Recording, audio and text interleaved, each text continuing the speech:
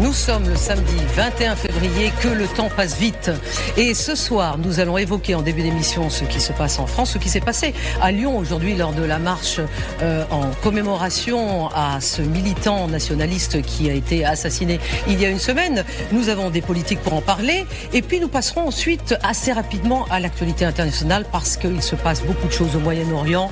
L'Iran, la République islamique d'Iran n'a pas dit son dernier mot. On va vous détailler tout ça. Mesdames, messieurs, bonsoir.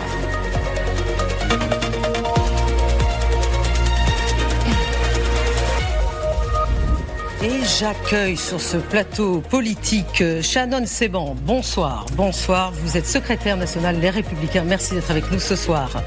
Aïda Edizadeh. Bonsoir. Ravi de vous recevoir. Vous êtes députée PS du Val d'Oise. Jad Zab. Bonsoir Jad. Vous êtes porte-parole de Renaissance. Et enfin Mathieu Vallet. Mathieu Vallet, bonsoir. Vous êtes député européen du Rassemblement national. Merci d'être avec nous ce soir. La marche pour rendre hommage au militant nationaliste Quentin Derenque, tué la semaine dernière à Lyon, s'est déroulée sous haute tension, certes, et dans la crainte de débordement, mais il n'y en a pas eu de débordement. Et il faut s'en féliciter. Environ 3200 personnes étaient présentes à Lyon. Une seule personne a été interpellé et il y a eu simplement ce poste de la préfecture de la région Auvergne-Rhône-Alpes qui dit ceci conformément aux instructions données par le ministre de l'Intérieur. La préfète signale immédiatement au procureur de la République tous les gestes et propos répréhensibles qui sont détectés sur les réseaux sociaux. Et effectivement, nous devrions vous montrer peut-être quand nous les aurons les images voilà, nous les avons, elles sont là, les images d'un salut nazi rapidement qui a été repéré dans la foule. Voilà ce qui s'est passé aujourd'hui. J'aimerais avoir vos réactions aux uns et aux autres. Les consignes, selon vous, qui étaient de ne pas politiser la manifestation, ont-elles été suivies? Mathieu Vallet. Je pensais que vous alliez dire honneur aux femmes. La galanterie sera plus. J'aurais pu dire honneur aux femmes. Écoutez, moi je condamne ces gestes nazis de ce que nous montrent vos médias. Moi j'étais pas sur place et évidemment qu'ils n'ont absolument pas leur place dans la République. Oui. Moi c'est le combat d'une... Vos médias, enfin nous ne les avons pas inventés. Hein, voilà. Non mais moi j'étais pas... Non, mais je dis ce que vous relatez, ce que la préfète tout à fait. Donc je condamne sans ambiguïté et sans difficulté ces gestes nazis qui ont été pratiqués par certains dans cette manifestation. Mais j'ai lu aussi des propos homophobes et racistes. Oui, parce qu'il y avait en fait il y avait des slogans. Alors si vous me laissez pas finir, simplement il n'y avait pas que ça, c'est-à-dire ce geste en question, mais il y a eu effectivement LFI complice, ce genre de slogan, alors qu'il était dit qu'il n'y en aurait pas. Mais bon, ça c'est un peu inévitable. Je peux pas finir. Non, mais parce qu'on a très peu de temps. Je vais vous Bon, alors allez-y. Donc si je vais aller vite, rapidement. Mais c'est important, c'est nos valeurs, c'est essentiel. Donc je vous disais, Mme Niva, que je condamne ces gestes nazis, mais aussi ces propos homophobes qu'on a pu entendre et ces propos racistes, sans ambiguïté et sans difficulté, parce qu'ils n'ont absolument pas leur place dans notre République. La lutte contre le racisme et l'antisémitisme, c'est aussi... Non mais quand j'étais policier aujourd'hui comme député européen, c'est le combat d'une vie. Et donc c'est vrai que vous étiez policier. Respecter la mémoire d'un mort, Quentin, c'est aussi faire preuve d'un respect absolu vis-à-vis de nos règles et de nos valeurs. Et je souligne, vous avez raison, il faut être aussi factuel, que des policiers et de gendarmes n'ont pas été blessés, comme c'est le cas par des antifas ou l'extrême gauche lorsqu'elle vient s'immiscer dans les cortèges, des boutiques n'ont pas été cassées, et donc il n'y a pas eu de violence urbaine ou de violence sur ceux qui protègent la manifestation. Mais en revanche, ces actes, ces gestes, ces propos n'ont absolument pas leur place. Oui, alors c'était les contre-rassemblements qui pouvaient faire peur, mais il n'y en a pas eu. Il y a eu visiblement des contre-rassemblements à Rennes. Avant, oui. Bon, cette manifestation, c'est... Et à Rennes, où il y a eu 200 personnes qui ont manifesté. Mais je crois que les consignes ont été données de manière assez claire à ceux qui ont organisé ce rassemblement pour qu'il n'y ait pas de débordement. Et il y a eu une présence policière assez importante pour que ça ne parte pas dans tous les sens. Il était même à craindre qu'après le rassemblement, les militants se retrouvent dans les cafés et que c'est là que ça parte un peu dans tous les sens. Et c'est ça qu'il faut souligner. On est dans un climat qui peut faire penser à une guerre civile larvée. Et c'est là que nous politiques... Guerre civile larvée, bon, c'est un grand mot là que vous utilisez. C'est un grand mot, mais moi c'est le climat que vous sentez en France. Par moment, j'ai l'impression qu'on est dans un climat où il faut absolument désigner un ennemi de l'intérieur qu'il faut combattre. Et les mots sont les braises sur lesquelles certains soufflent pour faire prendre ce feu dans le pays, parce que certains pensent qu'avec une situation un peu de chaos, ça peut accélérer leur arrivée au pouvoir. Et c'est là où nous avons tous... Certains, c'est-à-dire À qui pensez-vous ? Certains à l'extrême droite et à l'extrême gauche. Employer des mots qui sont de nature à désigner ces ennemis de l'intérieur comme des Français de papier ou des grands remplaçants ou alors des traîtres.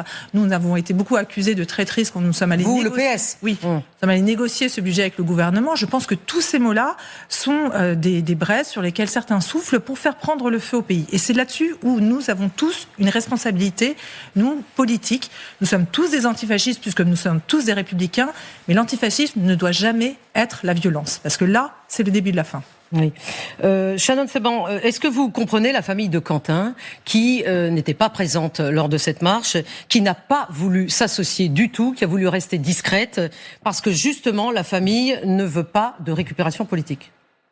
Je crois qu'on ne peut que les comprendre. Enfin, moi, je me mets aujourd'hui à la place de ses parents, je me mets à la place des proches et de la famille de Quentin. Ce qui s'est passé, c'est absolument abject. Il n'y a pas de mots pour décrire ce qui s'est passé. Donc aujourd'hui, la famille de Quentin, elle se tient dans une douleur qui est immense.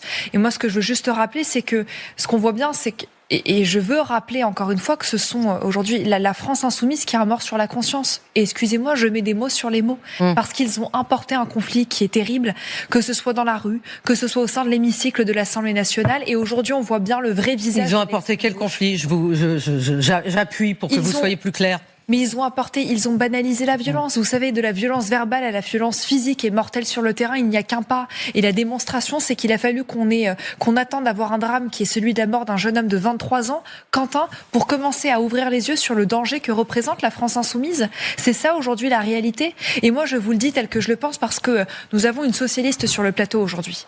Et moi, je vous le dis avec beaucoup de gravité. Quand j'entends notamment Jérôme Gage, qui a lui-même qualifié Jean-Luc Mélenchon de salopard antisémite et qui l'appelle aujourd'hui à voter pour la France insoumise en cas de duel avec le Rassemblement national, moi je trouve ça absolument inacceptable. Je ne dis pas qu'il faut choisir entre le Rassemblement national et la France insoumise. En revanche, déposer aujourd'hui un bulletin dans l'urne pour la France insoumise, c'est-à-dire voter pour les proxys du Hamas, voter pour celles et ceux qui considèrent que le Hamas est une organisation de résistance, voter pour celles et ceux qui considèrent que la police tue, mais il y a un moment où il faut quand même ouvrir les yeux. Aïda Alizadeh, est-ce que vous pouvez répondre là-dessus ? Moi, je pense que chez les Républicains, il faut aussi que vous vous ressaisissiez, que vous redeveniez un peu gaulliste, parce que vous faites des alliances avec une partie de l'extrême droite qui, elle aussi, importe des conflits dans ce pays, qui, elle aussi... Vous, par exemple, vous n'appelez pas à faire barrage au Rassemblement national. La ligne des Républicains est très claire. Non, madame. Pas du tout. Regardez Bruno Retailleau dans un duel qui opposait le Rassemblement national et les socialistes dans une législative partielle. Il n'a pas été clair. Et Bruno Retailleau est chef des Républicains. Il a dit. Je n'aurais pas rejoint Bruno Retailleau. Il a dit qu'il ne fallait pas faire gagner la gauche. Bon, un point supplémentaire là-dessus. Aïda Alizadeh, un point supplémentaire là-dessus, s'il vous plaît. Est-ce que vous appelez justement comme Raphaël Glucksmann, comme Raphaël Glucksmann l'a dit, vous dites qu'il est hors de question que le Parti socialiste passe le moindre accord électoral avec LFI. Il faut qu'on se projette au-delà de tout ça. Ce qu'il faut, c'est qu'on parle à tout le pays. Il faut qu'on reparle à ces électeurs qui sont venus mettre un bulletin dans l'urne en juillet 2024 pour faire barrage au Rassemblement national. Et là, il faut qu'on leur dise, il faut qu'on cesse de penser que la violence peut être un moyen d'amener une république sociale dans ce pays. Et c'est à ça qu'il faut faire barrage. C'est à cette pensée-là que la violence peut être une issue. Et moi, c'est à eux que j'ai envie de m'adresser ce soir. Alors, Jadab, le président Emmanuel Macron, ce matin était au Salon de l'Agriculture et il a annoncé une réunion pour la semaine prochaine avec le gouvernement sur justement les groupes d'action violente. Le mot d'ordre semble être la vigilance. Est-ce que vous êtes tous les quatre sur ce plateau d'accord sur ou est-ce que vous êtes en désaccord avec cette proposition du président de la République ? Alors vous, non. Évidemment, vous, non. Mais détrompez-vous, chère Anne, contrairement à d'autres mouvements, on n'est pas une secte, donc on a le droit d'être en désaccord. Non, mais là, sur ce point-là, je pense que vous êtes en accord. Il se trouve que je pense que c'est une bonne chose que l'État continue à dissoudre les mouvances violentes quand il y en a, en l'occurrence très souvent proches de l'extrême droite. De la même manière, il faut le faire sur l'extrême gauche. Ce que je crois important dans le moment qu'on vit, les premiers intervenants me poussent à faire de la politique politicienne, donc je vais y aller. Il y a deux choses. Premièrement, je suis obligé. Premièrement, je crois que c'est important que la gauche républicaine qui existe encore dans ce pays clarifie les choses et clarifie ses relations avec la France insoumise, qui c'est clairement, ce que je viens de demander à Madame Alizadeh. Exactement, qui clairement est un mouvement violent qui, à mon avis, porte un projet de division et de fracturation de la société. Il faut aussi que le Rassemblement national balaye devant sa porte et coupe les liens, parce qu'il y en a encore, avec des mouvances violentes, parfois fascistes, racistes, qui existent encore, en démontre Pour preuve, les candidats qui sont très souvent investis par le Rassemblement national, qu'on appelle les brebis galeuses, mais en fait, voilà, il y a beaucoup d'homophobes, de racistes, etc. Et puis, un dernier point, parce qu'on est beaucoup attaqué, nous, chez Renaissance, on nous dit, vous avez fait élire la France Insoumise. Il faut quand même rappeler que le Rassemblement national, en se maintenant en dernière législative dans un très grand nombre de triangulaires, c'est-à-dire quand il y avait 3 candidats, a préféré faire élire des députés du RN que des députés du Bloc républicain. Donc je pense que chacun balaye devant sa porte. C'est un moment grave. Un jeune de 23 ans a été tué. Il faut qu'on soit à la hauteur. Tous vous disent c'est un moment grave, il faut que chacun balaye devant sa porte. Ce sont des mots. Heureux. Tout le monde ne le dit pas, notamment à l'extrême gauche de l'échiquier. Alors, Mathieu Vallet. Non, mais moi, je veux revenir sur le sujet pour lequel on a été invité. On a aujourd'hui le profil des personnes qui ont été mises en examen, qui bénéficient de la présomption d'innocence. Bien sûr, l'enquête est en cours. Donc, bien sûr, mais quand même, on a Jacques-Élie Favreau, qui était assistant parlementaire d'affaires Arnaud Fichiez, de ce que vos confrères nous disent, qui est aujourd'hui mis en examen, pas pour rien, madame, pour complicité alors lui, de crime. Complicité. Oui, enfin, c'est lui qui a la moindre, la mise en examen, la moins importante par rapport. Et il est associé à monsieur Arnaud. Moi, je suis député. Tout à fait. On est plusieurs ici. On choisit ses parlementaires. Donc, on peut pas dire qu'on nous les impose. En tout cas, comment? Collaborateurs. On choisit ses collaborateurs. Oui, pardon, collaborateurs, excusez-moi. Voilà. Et donc, oui, mais des Français choisissent leurs parlementaires. Et donc, vous avez aussi Adrien Besser, qui a travaillé pour Raphaël Arnaud, qui était aussi également mis en examen. Fichier S. Alors, il s'est arrêté quelques jours avant et qui lui aussi est mis en examen et passé en détention provisoire. Donc, ce que je veux vous dire, c'est que ici et là, que des partis peuvent avoir des personnes qui ne correspondent pas à l'ADN et aux valeurs du parti. Il n'y a pas de souci, nous on les vire, il n'y a pas de difficulté. En revanche, non, ça c'est les médias qui vous font croire ça et vous tombez dedans. Mais la violence n'appartient pas qu'à l'extrême gauche.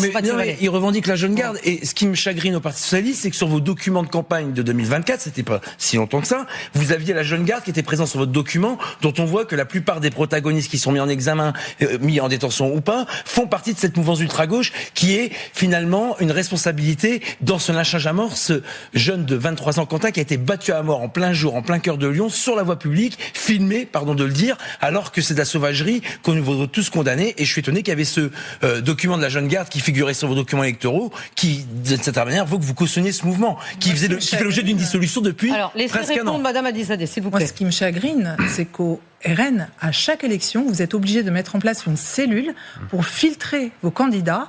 Et à chaque fois, il y a des candidats qui passent à travers les mailles du filet, qui se font élire et qui ont un passé absolument abject. Il n'y a personne qui est élu, madame. La France Insoumise devrait faire donc, de la France Insoumise avec qui vous êtes allié a aussi des difficultés et je ne fais pas de généralité. Frédéric Boccaletti, vous avez fait du droit pénal. Monsieur Boccaletti a été Non, c'est pas Valérie.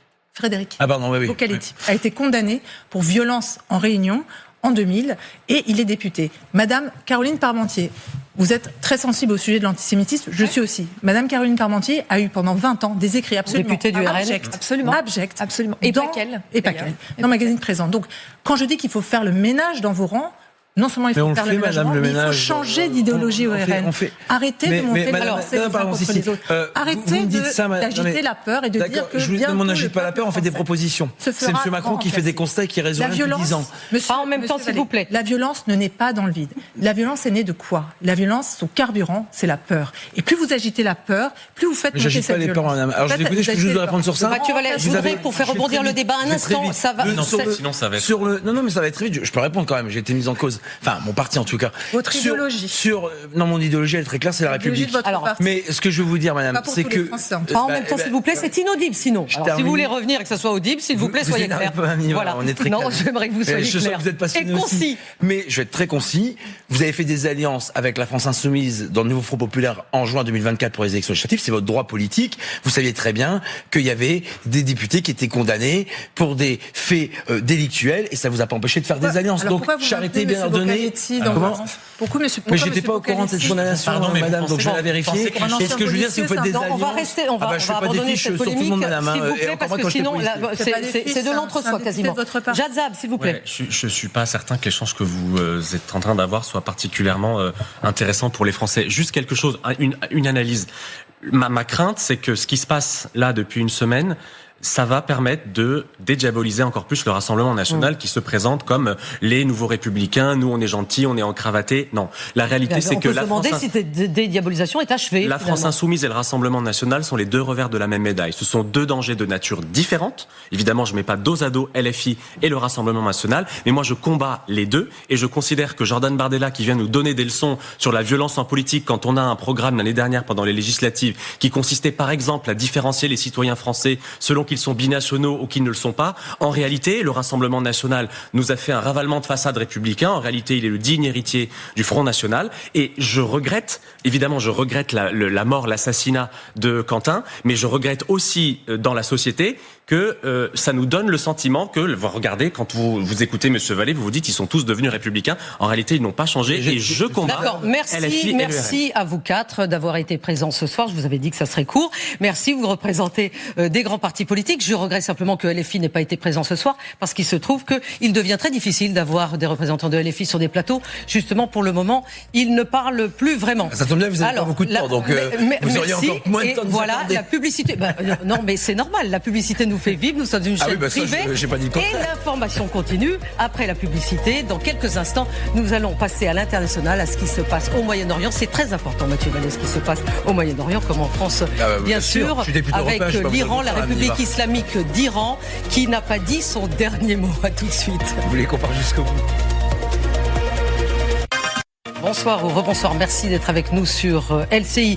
Je vous présente bien sûr notre plateau international. Ils sont à mes côtés. Nicolas Richoux, vous avez le sourire comme toujours. Général, bonsoir, vous êtes ancien commandant de la 7e brigade blindée. Merci. Gallagher Fenwick, j'allais le dire, mais il n'est pas encore arrivé. Il va arriver tout de suite. Gallagher est un spécialiste, figurez-vous, pour arriver à la dernière seconde. Donc dans quelques instants, Gallagher va arriver, ne vous inquiétez pas. Sylvie Berman, vous êtes là, vous êtes en revanche toujours à l'heure. Sylvie, vous êtes ancien ambassadeur de France en Russie. Merci d'être avec nous. Sophia, grand plaisir de vous recevoir ce soir également. Vous êtes grand reporter, journaliste, spécialiste du Moyen-Orient. Et enfin, Ludmila Totieva. Ludmila, bonsoir. Vous êtes chroniqueuse chez EU Radio, consultante en politique publique. Merci d'être avec nous ce soir.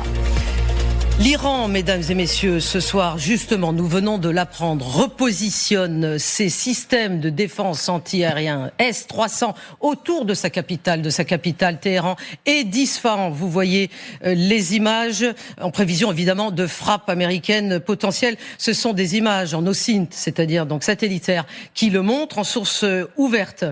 Qu'est-ce que ça veut dire, Général Richoux? Depuis les frappes israéliennes et américaines de juin dernier, on ne voyait plus véritablement cette défense aérienne. Là, elle redevient visible. Oui, bien sûr, parce qu'avec ce qu'amasse Donald Trump, j'allais dire, aux portes de l'Iran, que ce soit dans le détroit d'Ormuz avec le Lincoln et le Ford qui va arriver par l'ouest bientôt. Et on va en reparler en détail. Absolument.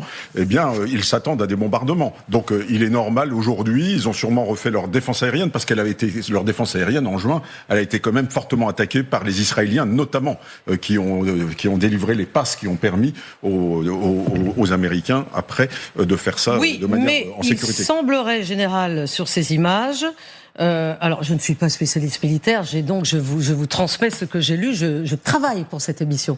Il semblerait que les radars de contrôle, qui d'habitude vont de pair avec ce genre d'installation, ne sont pas sur les images. Donc on se demande... Ça c'est embêtant, parce que s'il n'y a pas de radar de contre-batterie... Donc est-ce que c'est opérationnel? On peut se poser la question. Donc effectivement, s'il n'y a pas les radars, c'est embêtant. Ça ne veut pas dire qu'ils ne sont pas là. Je crois que ça, si c'est de l'OSINT, ils peuvent être cachés. Mais effectivement, de l'artillerie solaire sans radar, ça va être très très très compliqué pour eux d'atteindre les vecteurs américains. Ceci dit, lorsqu'il va y avoir une attaque, la première chose qu'ils vont taper, c'est ça. Et donc, il y aura des vagues vraisemblablement, avec des F-16, des F-35, etc., peut-être des avions israéliens, qui détruiront déjà toute l'artillerie anti-aérienne avant même que les bombardiers lourds s'attaquent aux cibles principales, bien entendu. Ça, c'est la première chose qu'ils feront. En tout cas, ce soir, les Iraniens se prennent à espérer que la situation tendue entre leur pays et Washington provoque un changement dans leur vie. Mais ils ont aussi peur, bien évidemment, et beaucoup de sources sur le terrain le disent, parce que qui peut ne pas redouter ces frappes des armadas américaines au Moyen-Orient? L'attente est de plus en plus insupportable. Siavosh Ghazi, notre correspondant, notre envoyé spécial, est à Téhéran. Voici ce qu'il en dit. On ne sent pas une très grande fébrilité chez les Iraniens. Par exemple, il n'y a pas de ruée dans les magasins pour acheter des produits nécessaires en cas de frappe américaine, en cas de conflit. Côté pouvoir, il y a eu des déclarations de la part du ministre des Affaires étrangères qui a dit que l'Iran allait donc présenter d'ici quelques jours de nouvelles propositions et aussi a émis l'espoir d'une nouvelle rencontre avec Steve Witkoff et la délégation américaine d'ici une semaine pour présenter ces nouvelles propositions. Des diplomates ont affirmé que l'Iran donc pourrait diluer l'uranium enrichi à 60% et baisser son niveau d'enrichissement à un niveau pacifique et civil en cas d'accord avec les Américains. En revanche, pas question de négocier toujours sur les missiles, mais quelques personnalités du pouvoir affirment que l'Iran, par exemple, pourrait s'engager à ne pas agresser Israël, un engagement de non-agression vis-à-vis d'Israël, et donc pas d'attaque aux missiles contre l'État hébreu qui serait commencée par Téhéran. Mais bien sûr, Téhéran voudrait garder ses missiles pour se défendre en cas d'attaque de la part d'Israël ou d'autres pays de la région.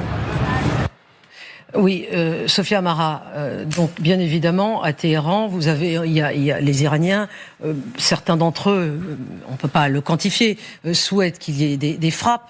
Mais d'autres peuvent avoir peur, et même ceux qui souhaitent les frappes peuvent avoir en même temps peur de ce qui peut se passer, de ce que ça peut engendrer dans leur propre pays. Bien évidemment, un pays en guerre, enfin je suis désolée, j'ai une carrière de reporter de guerre, quand on est sous les bombes, on n'est pas tranquille, ça n'est pas une vie normale.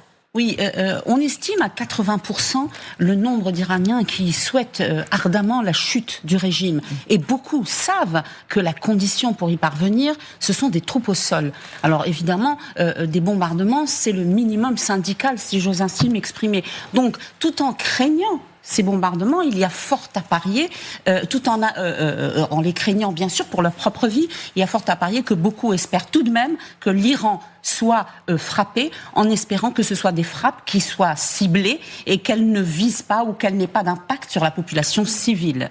Alors, des manifestations ont eu lieu aujourd'hui, samedi, dans plusieurs villes, comme la ville sainte de Mashhad, dans l'est de l'Iran. D'ailleurs, écoutons un instant, je crois qu'on peut écouter ce que scandent les manifestants.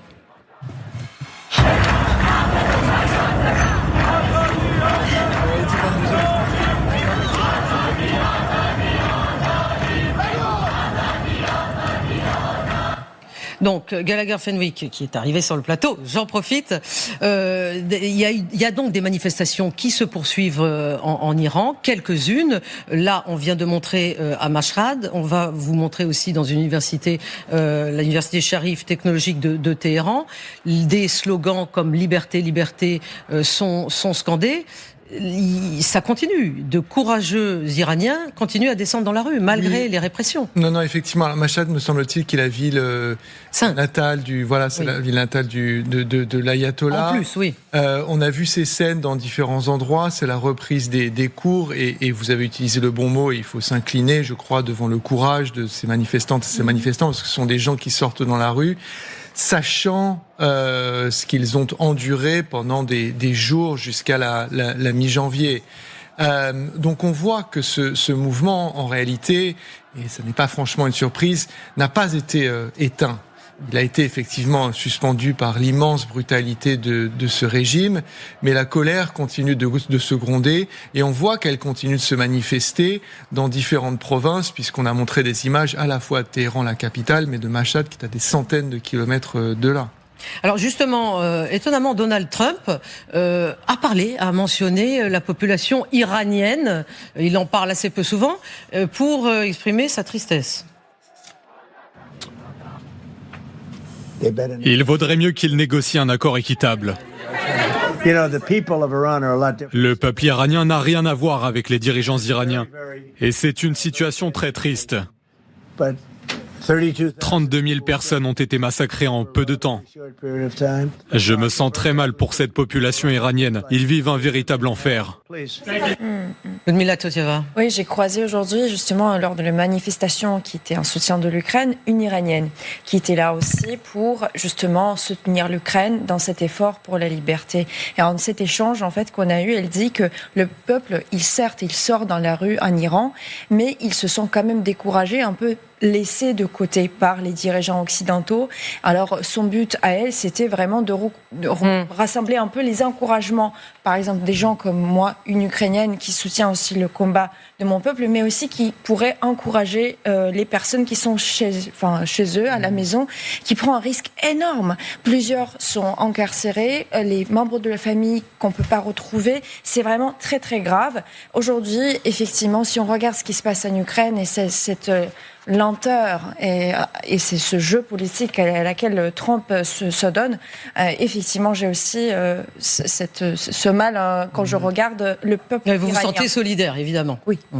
Donald Trump, on vient de le dire, a évoqué 32 000 morts, mais le ministre des Affaires étrangères iranien, M. Araghchi, qui était sur une grande télévision américaine hier, alors lui, il ne parle pas du tout de ce chiffre-là. Le nombre de personnes tuées en janvier s'élève à 3117. Nous avons publié les noms de toutes ces personnes. Tous les noms ont déjà été rendus publics. Donc, ceux qui prétendent que le nombre est plus élevé que cela, qu'ils n'hésitent pas à ajouter d'autres noms. Vous dites donc que 30 000 personnes, malgré les informations largement diffusées, vous dites que les 30 000 personnes n'ont pas été tuées, que ce nombre est de 3117 ? Exactement. Sylvie Berman. Oui, il est le diplomate en chef et effectivement, il se tient à cette version officielle. Et il dit qu'il a tous les noms. Bon, il dit, il est évidemment, dans la propagande, pour ne pas dire qu'il est dans le mensonge, bien évidemment. Vous avez montré Donald Trump exprimant sa tristesse pour la population, mais en même temps, il leur a laissé entendre qu'il venait à leur secours et il ne l'a pas fait. Et aujourd'hui, s'il peut obtenir un deal, il prendra le deal. Et donc, sa priorité, effectivement, c'est de pouvoir dire qu'il a un accord avec les Iraniens, si c'est le cas. Parce qu'on entend dire qu'ils sont prêts à négocier, qu'ils ont quelques idées sur le sujet.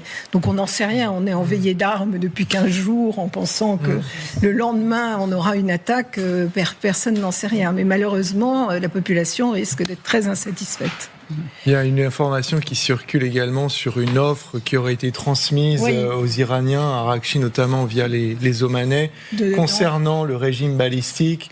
Et de manière assez symbolique, les Iraniens n'auraient même pas ouvert la lettre et auraient indiqué aux Omanais qu'il fallait la renvoyer à l'envoyeur, en l'occurrence les Américains. Donc non, effectivement, il y a toute la question, c'est est-ce que Donald Trump est en train d'insister pour qu'il y ait zéro enrichissement, ou est-ce qu'il est prêt à accepter la limite de l'enrichissement civil à 3,67 ? C'est aussi sur ces questions-là qui peuvent paraître des points de détail, mais qui ne le sont pas, que se joue aussi ce moment assez suspendu. Alors justement, ce moment suspendu, vous faites bien de le souligner, Gallagher Fenwick, parce que pour éviter la guerre, on a l'impression que les autorités iraniennes sont prêtes à tout, et même justement à offrir l'accès des Américains à leurs ressources pétrolières, leurs ressources pétrolières savamment gardées depuis, bien sûr, 1979, Sophia Amara. Donc là, on a l'impression que puisqu'on a un double processus, celui en même temps de l'armada militaire qui met la pression et celui des Iraniens qui sont très bons pour négocier,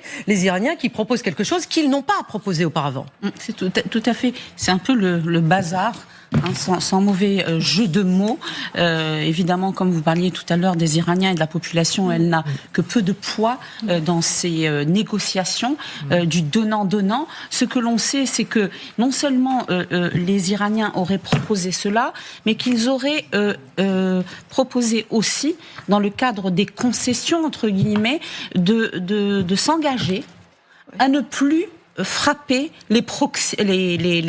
Israël. C'est une manière détournée de refuser ou de cesser de financer les proxys, mais en même temps, de s'engager à ne pas frapper Israël. Je pense que ça, c'est la plus grosse concession qu'il pourrait donner. Et ça, c'est très important. Restons un instant sur les concessions par rapport aux ressources gazières, puisque le vice-ministre des Affaires étrangères iranien dit ceci: les intérêts communs dans les domaines du pétrole et du gaz, des champs communs, des investissements miniers et même des achats d'aéronefs ont été inclus dans le texte des négociations. Sylvie Berman. Oui, mais alors ça, c'est très intéressant parce que ça fait également pièce aux Chinois qui importent 80% du pétrole iranien. Et s'il y a un accord avec les Américains, effectivement, ça deviendra... Donc vous êtes d'accord qu'il y a une certaine habileté diplomatique de la part des Iraniens? Alors, les Iraniens, ils ont compris, comme tous les autres, ce qui intéressait Donald Trump. Le business. C'est le business. Donc c'est pour ça qu'ils font effectivement cette offre-là. Regardez Venezuela, je suis désolée, mais c'est un peu un exemple, une inspiration. C'est-à-dire que Maduro, pourquoi Trump il s'est prise, certaines pensent, c'est que il veut juste avoir la main mise sur le pétrole et le contrôle sur les richesses. Si on suit cette logique-là, on peut se dire mais certains se posent la question, est-ce qu'on peut... Et en Ukraine aussi, il y a l'intérêt américain. Le fameux accord de minerais. Écoutez, c'est malheureusement ce jeu-là où il y a le rationnel, le donnant-donnant, et quand on voit ça et on voit ce qui se passe, par exemple, ce que le peuple iranien subit, c'est juste une fossée entre les deux mondes, parce que ces gens-là, de toute façon, et le but de Trump, c'est pour l'instant, en fait, c'est de trouver un deal. Et les Iraniens vont même plus loin, c'est-à-dire qu'ils disent que la coopération est possible dans ces domaines-là, dans ces secteurs-là, justement dans le cadre d'un accord nucléaire. Général Richoux, sur le nucléaire, on voit bien qu'il y a, c'est une coopération entre l'Iran et les États-Unis dans le domaine du pétrole et du gaz est possible, mais sa mise en œuvre reste incertaine. Ça, c'est le ministre du pétrole iranien qui le dit. Oui, bien sûr. Alors pour le nucléaire, je pense qu'il y a peut-être une marge de négociation sur le nucléaire civil, c'est-à-dire à 3,76. Mais on sait qu'ils ont 400 kilos, qui sont enregistrés à 60%, qui se baladent quelque part. Donc là, c'est un problème important qui doit être résolu, puisque l'AIEA nous a dit qu'ils pouvaient fabriquer jusqu'à 12 bombes actuellement, 12 bombes nucléaires, avec la matière fissible qu'ils ont actuellement. Alors pour le reste, on est vraiment dans le domaine mercantile. L'exemple de la Russie dans les négociations actuelles, et c'est la raison, et le prouve, et le Venezuela, on l'a dit, mais c'est la preuve également, que Donald Trump n'a pas pour but de renverser le régime et de permettre aux Iraniens de vivre librement. Pour vous, c'est la preuve. Moi, je crois qu'il veut un deal à tout prix sans attaquer, et qu'il est prêt même à un deal médiocre pour pouvoir dire j'ai gagné. Et donc on verra ce qu'il en rend. C'est pas certain que ça marche, mais je pense que s'il arrive à ne pas tirer un coup de feu et à obtenir ce genre de choses des Iraniens, il va revenir en vainqueur dans son pays. En tout cas, sur le nucléaire, là aussi en source OSINT, donc en source ouverte, satellitaire, on voit bien que sur différents sites, les Iraniens travaillent à se protéger. Le site de Parchin, notamment, il y a des images qui sont différentes entre le 13 décembre et le 16 février. Vous voyez, et ça a complètement bougé, Gallagher. Donc, de ce côté-là, également. Je pense que, en fait, c'est très difficile d'interpréter ce qui se passe sur ce qu'on voit, en fait, ce qui se passe en dessous de ce qu'on voit depuis les cieux, parce que là, c'est de l'imagerie satellitaire. Alors, plusieurs choses. D'abord, effectivement. En fait, tout ça est fait pour cacher, évidemment. En l'occurrence, j'allais dire pour montrer. Oui, pas cacher, pour montrer mais ce que l'on cache. Ce qui peut être une forme de subterfuge, parce que construire un toit, c'est une opération à bas coût. Après, qu'est-ce qui se passe sous ce toit? Je n'en sais rien. Cela dit, plusieurs choses. Vous pouvez faire d'une pierre plusieurs coups. C'est-à-dire que il est possible qu'il y ait de l'activité qui reprenne là-dessous, mais vu le degré d'infiltration de l'Iran par les services de sécurité, à commencer par le Mossad, je pense que ils sont quand même très prudents de ce côté-là. Ensuite, il y a une vraie préparation par rapport à l'éventualité d'une opération terrestre également. Donc, ce qui veut dire qu'il y a des renforcements aux abords des installations nucléaires, mais aussi des sites liés à l'activité balistique. Et tout cela, si vous voulez, génère, et les Iraniens le savent, de l'imagerie qui va leur permettre également de mettre les ennemis sous pression dans le champ psychologique et informationnel, puisque, et c'est ce que nous sommes en train de faire, tout le monde va gloser, ergoter et réfléchir et essayer d'analyser sur la base, de l'image avant, après, etc. Donc, on le voit sur plusieurs sites, mais encore une fois, on a très peu d'informations sur ce qui en réalité est en train. Évidemment, c'est un jeu de dupes. Et écoutons d'ailleurs ce que disait à la télévision américaine hier le ministre des Affaires étrangères iranien à propos de l'enrichissement nucléaire. Ce dont nous discutons actuellement, c'est de la manière de garantir que le programme nucléaire iranien, y compris l'enrichissement, est pacifique et le restera à jamais. Il existe donc certainement des mesures techniques qui peuvent être prises et qui peuvent garantir que le programme iranien ne puisse même pas être détourné à des fins non pacifiques. C'est ce que nous avons déjà fait en 2015 et je pense que nous pouvons le refaire, voire mieux. On note, Sophia Amara, que le ministre des Affaires étrangères iranien est très à l'aise sur une télévision américaine et qu'il parle couramment anglais. Oui, c'est un exercice qu'il pratique fréquemment et il maîtrise parfaitement bien la langue de Shakespeare et plus encore la diplomatie et l'art de tergiverser, de gagner du temps. Donc est-ce que c'est ce qu'il est en train de faire là ? Cela dit, il a utilisé pour la première fois un terme justement sur cette chaîne américaine en disant nous sommes prêts, nous avons un accord, le cadre d'un accord. Oui, le cadre d'un accord, c'est ça. C'est différent. Oui. Qui sera prêt? Il l'a dit hier, dans 2-3 jours, c'est-à-dire dans 48 heures désormais, et il a dit un accord rapide, c'est un terme que les Iraniens n'utilisent pas souvent. Un accord rapide est dans l'intérêt des deux parties, à savoir Washington et Téhéran. Il a dit autre chose qui a fait couler beaucoup d'encre. Il a dit les Américains ne sont pas en train d'exiger 0% d'enrichissement. Et ça a beaucoup frappé. Ça a fait, comme on dit dans le jargon, de la dépêche, parce que, et c'est là qu'on voit, et ce n'est pas vraiment surprenant, qu'il y a une vraie partie de poker menteur. Pardon, je vous coupe. Non, je vous en prie. Ni nous, ni les Américains n'avons proposé l'enrichissement 0%. Effectivement. Alors que les fuites qu'il y a de la part de l'administration sur ce sujet ne vont pas vraiment dans ce sens. Donc on voit qu'il y a aussi une tension dans, j'allais dire, le champ informationnel. L'autre chose, c'est tout à l'heure, à juste titre, le général Richoux parlait des 440 kilos d'uranium enrichi à 60%. Les autres propositions qui ont été faites sont la dilution de cet uranium enrichi à 60% ou son exfiltration en direction de l'extérieur, possiblement la Russie, couplé avec un régime de vérification comparable à celui qui était prévu par le JCPOA, à savoir à la fois des inspecteurs mandatés par l'AIEA, mais aussi des Américains qui pourraient très régulièrement se rendre sur les sites ciblés. Sylvie ? Oui, mais de toute façon, ça n'avait aucun sens de la part de Donald Trump d'exiger un enrichissement, enfin l'absence totale d'enrichissement, parce que tous les pays ont droit au nucléaire civil et que ça figurait, évidemment, dans le JCPOA et que de toute façon, il existe des centrales civiles comme celle de Bushehr, d'ailleurs, qui est opérée avec la Russie. Il y en a d'autres également. Donc ça n'avait aucun sens. Donc c'est pas vraiment une concession qu'il fait. Oui, ceci dit, ils ont quand même enrichi plus de 400 kilos à plus de 60%. Non. Et alors qu'entre 3,76 et 60%, et on dit qu'ils sont capables d'enrichir à 80-85%. C'est-à-dire que derrière, il y a quand même une idée et que on a plus tendance à penser qu'ils sont en train de nous lanterner tranquillement, comme des Iraniens qui ont 3000 ans de diplomatie derrière eux et qui sont capables, de faire. Quelle est la nuance que vous voulez apporter, Sylvie ? Non, mais simplement 3,67%, c'est effectivement pour le nucléaire civil.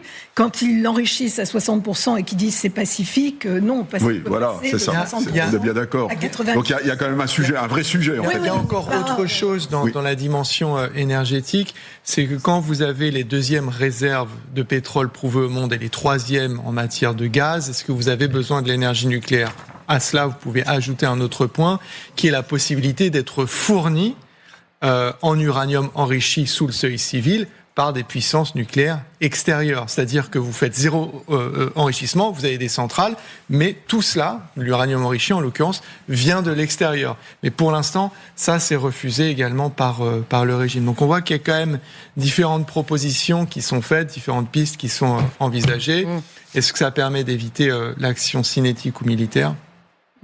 En tout cas, arrêtons-nous un instant maintenant sur l'arsenal militaire iranien. On va venir à l'arsenal côté américain, mais l'arsenal iranien, c'est un des arsenaux militaires les plus importants, les plus diversifiés du Moyen-Orient. Il comprend bien évidemment des drones, des armes anti-navires, mais ce qui demeure très incertain, je crois, ce soir, Général Richaud, et ça pose problème, c'est le volume actuel de son stock de missiles balistiques. Oui, ça, c'est l'incertitude. Oui. Parce que ces missiles peuvent bien sûr toucher les bases américaines jusqu'à l'ouest de la Turquie. Oui. Ça fait quand même loin. Évidemment, au Moyen-Orient et Israël et les États du Golfe. Bien sûr. Et puis voilà la carte. Ils ont prouvé qu'ils étaient capables de tirer sur Israël, et ils ont prouvé qu'ils étaient capables de faire des dégâts. Parce qu'à partir du moment où ils entretiennent un feu nourri dans la durée, eh bien, on a remarqué que la protection antiaérienne d'Israël devenait de moins en moins efficace de jour en jour. Alors, ils ont ces missiles, on dit qu'ils en ont 2000, sont-ils tous il y en a peut-être il y a peut-être encore des anciens, genre Scud, etc. Ça, c'est possible, mais grosso modo, les plus modernes sont censés être hypersoniques, être capables d'arriver au-dessus de Tel Aviv en 12 minutes. Donc on peut pas faire abstraction de cette affaire-là. Donc le volet missile balistique est un des 3 domaines les plus importants de la négociation. Le nucléaire, c'est le premier, missile balistique, et le troisième dont on parle beaucoup moins, eh bien ce sont les milices régionales. Voilà, les milices régionales, c'est un sujet également qui entre dans la négociation actuelle. Hezbollah, Hamas, les Houthis. On va y revenir, oui. Mais aujourd'hui, les médias d'État iraniens ont rapporté que pour la première fois, l'Iran a testé un missile de défense aérienne basé en mer d'une portée de plus de 150 km. Alors ça date du 17 février, mais ça a été annoncé aujourd'hui. Et c'était lors d'exercices militaires menés la semaine dernière, justement, dans le détroit d'Ormuz. Gagor Fenwick, on voit bien que l'Iran veut montrer, en tout cas, qu'elle est capable, elle souhaite être capable de provoquer une grande instabilité sur plusieurs théâtres d'opération. En l'occurrence, le détroit d'Ormuz, c'est probablement le principal point de fragilité, et avec la possibilité de provoquer des douleurs économiques qui irradieraient bien au-delà du Proche et du Moyen-Orient. C'est 20% du pétrole mondial à l'exportation qui passe par ce détroit, une partie du gaz, depuis différents ports, celui stratégique de Bandar Abbas qui est tout près du détroit d'Ormuz, mais un autre qui est un peu plus au nord et dont le nom là à l'instant m'échappe. Faut savoir que c'est justement là, donc près de la mer d'Oman et de l'océan Indien, que les Iraniens, cette semaine, ont conduit justement des exercices avec les Russes. Conjointement avec les Russes, avec des bâtiments de la marine russe qui ont appareillé justement au port stratégique de Bandar Abbas. Et c'est pas nécessairement... Non, mais vous faites rire le général Richaud. J'en étais sûr, je vous entends marmonner sur ma droite. Non, pas du tout, je le dirai après. Non, mais si vous voulez, ce que les Iraniens et les Russes ont monté n'est pas forcément, je pense, si impressionnant que cela technologiquement. Une si grande envergure. En revanche, et vous avez montré, il y avait une excellente carte à l'instant, la zone de couverture. La portée des différents missiles impossible balistiques pour les Américains, même avec si on pouvait revoir la carte sur place, Louise, de couvrir cette zone. Je ne sais pas si vous imaginez faire une bulle de cette taille-là. Il faut des moyens absolument colossaux. Mais justement, Sophia Mara, avant de vous donner la parole, générale, les Émirats Arabes Unis et l'Arabie Saoudite seraient-ils protégés d'une riposte iranienne s'ils n'autorisent pas, comme ils l'ont dit, vous vous souvenez, ils ont dit qu'ils n'autorisaient pas les États-Unis à utiliser leur espace aérien, mais ça ne va pas pour autant les protéger. Même, j'entendais de Téhéran un homme proche du pouvoir s'exprimer et de dire que ça, c'est de la poudre aux yeux. Le fait de ne pas permettre de décoller... Ça veut rien dire. Ça veut rien dire. Moi, ce que disait cet expert, ou en tout cas sorte de porte-parole, qui était proche des passes d'Aran, il disait, à partir du moment où un pays a servi à la flotte américaine de décoller pour nous frapper, eh bien nous frapperons ces bases-là. Parce que ce sont des extraterritorialités et nous en avons les moyens. Et pour répondre à votre question, oui, le balistique reste dangereux. J'en veux pour preuve le fait qu'Israël, plus qu'encore que le nucléaire, réclame avant tout que l'objectif essentiel... La destruction des missiles balistiques, bien sûr. Oui. Oui, général. Alors oui, pour revenir à l'exercice en 2 mots, là, les Russes, ils ont déployé une frégate et un pétrolier ravitailleur. C'est quand même pas... oui, ça vous semble pas énorme, d'accord. C'est pas énorme par rapport à la flotte aéronavale qui arrive avec le Lincoln, et de l'autre côté, la même chose qui arrive avec le Ford. C'est sûr, ça fait pas le poids. La Chine a un destroyer, une frégate et aussi un navire ravitailleur. Et puis la Chine, l'Iran doit avoir quelques frégates et puis quelques vedettes rapides. Donc c'était quand même pas non plus les manœuvres du siècle. Je veux dire, elles ont un but politique, c'est de montrer qu'ils sont là. Ils déploient un missile antiaérien pour montrer qu'ils sont capables de détruire les vecteurs s'ils décollent. Et donc, c'est un message beaucoup plus politique qu'un message de puissance, véritablement. Voilà. Exactement. Et pour la destruction en 2 mots, pour la destruction des bases, etc., la multiplicité des chasseurs qui sont présents sont là pour protéger l'espace aérien, comme ça a été le cas au-dessus d'Israël. C'est-à-dire pour détruire les drones, détruire les missiles qui pourraient... Ludmila. En revenant sur justement la coopération entre l'Iran et la Russie, l'année dernière, au mois de janvier, ils ont signé en partenariat, en fait, un traité stratégique de partenariat, un tiers de documents, bien sûr, il est consacré au domaine militaire, aux coopérations militaires industrielles. Les fameux drones Shahed, tout le monde parle et qu'ils détruisent en Ukraine chaque nuit, soit les infrastructures critiques, soit les missiles des personnes, ça vient de l'Iran. Si c'était pas l'Iran qui aidait, en fait, c'est la Russie qui a acheté après la franchise auprès de l'Iran pour après transformer ça dans les drones qu'on appelle Guéragne, enfin qu'ils appellent Guéragne, mais il faut non plus, effectivement, c'est une frégate, ça ne veut pas dire lors de la démonstration de force soi-disant, mais la Russie va rester à côté ou bien faire ce signalement stratégique, alors que justement les relations entre l'Iran et le Washington passent par un moment très très difficile. Alors la Russie montre encore une fois qu'il est à côté, et bon, elle va rester à côté jusqu'à ce qu'elle peut. Sylvie Berman. En même temps, c'est un partenariat dans le domaine militaire, et effectivement, il y a les Shahed, mais qui maintenant d'ailleurs sont fabriqués plutôt en Russie. Mais la Russie n'a pas voulu conclure d'alliance avec l'Iran. C'est-à-dire pour éviter effectivement qu'il y ait une obligation mutuelle de défense, alors qu'il y a une alliance avec la Corée du Nord. Avec la Corée du Nord, c'est vrai. Ça n'est pas... Mais Général Richoux, si des villes israéliennes sont ciblées, est-ce que l'armée israélienne aura assez d'intercepteurs pour abattre la majorité de ces missiles iraniens, comme elle avait réussi à le faire en juin dernier? Parce que les stocks se sont amenuisés. D'abord, vous avez remarqué quand même que les stocks ont été refaits, parce que les C-5 et les C-17 qui sont allés au Proche-Orient, ils ont sans doute réapprovisionné Israël. Je rappelle également que la couverture anti-aérienne... pour vous, Israël a été réapprovisionné en premier, c'est certain. Et puis correctement. Ensuite, vous avez un système de 3 couches. Vous avez le dôme de fer qui est la courte portée. Ensuite, vous avez la fronde de David, me semble-t-il, qui est la moyenne portée, et le système Arrow qui est longue portée. Donc vous avez quand même un système à 3 couches qui protège correctement Israël, mais on a vu que c'était pas parfait. En revanche, quand il y a saturation de l'espace aérien avec les drones, avec les missiles, eh bien là, on fait décoller un maximum de chasseurs. Donc ça sera les Israéliens, ça sera vraisemblablement les chasseurs sur le Lincoln, sur les bases aériennes. On rappelle que les Britanniques en ont mis également à Chypre, que le Ford arrive de l'autre côté, et que même les Français sont stationnés en Jordanie, et qu'on a participé aux frappes, à l'interception des vecteurs l'an passé au-dessus d'Israël. Donc c'est véritablement, il y a quand même peut-être 100 à 150 chasseurs qui sont capables de participer à l'interception, à la fois au-dessus d'Israël, à la fois des bases américaines dans la région. C'est beaucoup, mais c'est pour un espace absolument colossal à couvrir. Et c'est ça la faiblesse du dispositif américain. La décision revient bien évidemment à Donald Trump. Frapper en Iran, frapper le régime iranien. Est-ce que c'est une opportunité historique, comme le pensent certains conseillers du président américain? Comment peut-on laisser passer cette occasion? C'est aussi une question qui est posée à Washington. Dès ce week-end, Donald Trump dispose de toutes ses options militaires maximales. Là, maintenant, même si la Maison-Blanche s'efforce de souligner que, je cite, la diplomatie reste la première option, en fait, la réalité, c'est qu'à un rythme croissant et dans des proportions inédites, justement, depuis l'invasion de l'Irak en 2003, des moyens militaires américains sont envoyés aux portes de la République islamique. Toutes, apparemment, sauf des forces terrestres. Alors, essayons d'y voir un peu plus clair dans le détail. Voilà, vous voyez l'arme principale, si je puis dire, en tout cas un élément très important de cette armada, qui est l'USS Ford. L'USS Ford, ce sont les dernières images. Il vient de passer Gibraltar. On vous l'a montré en direct dans cette émission hier.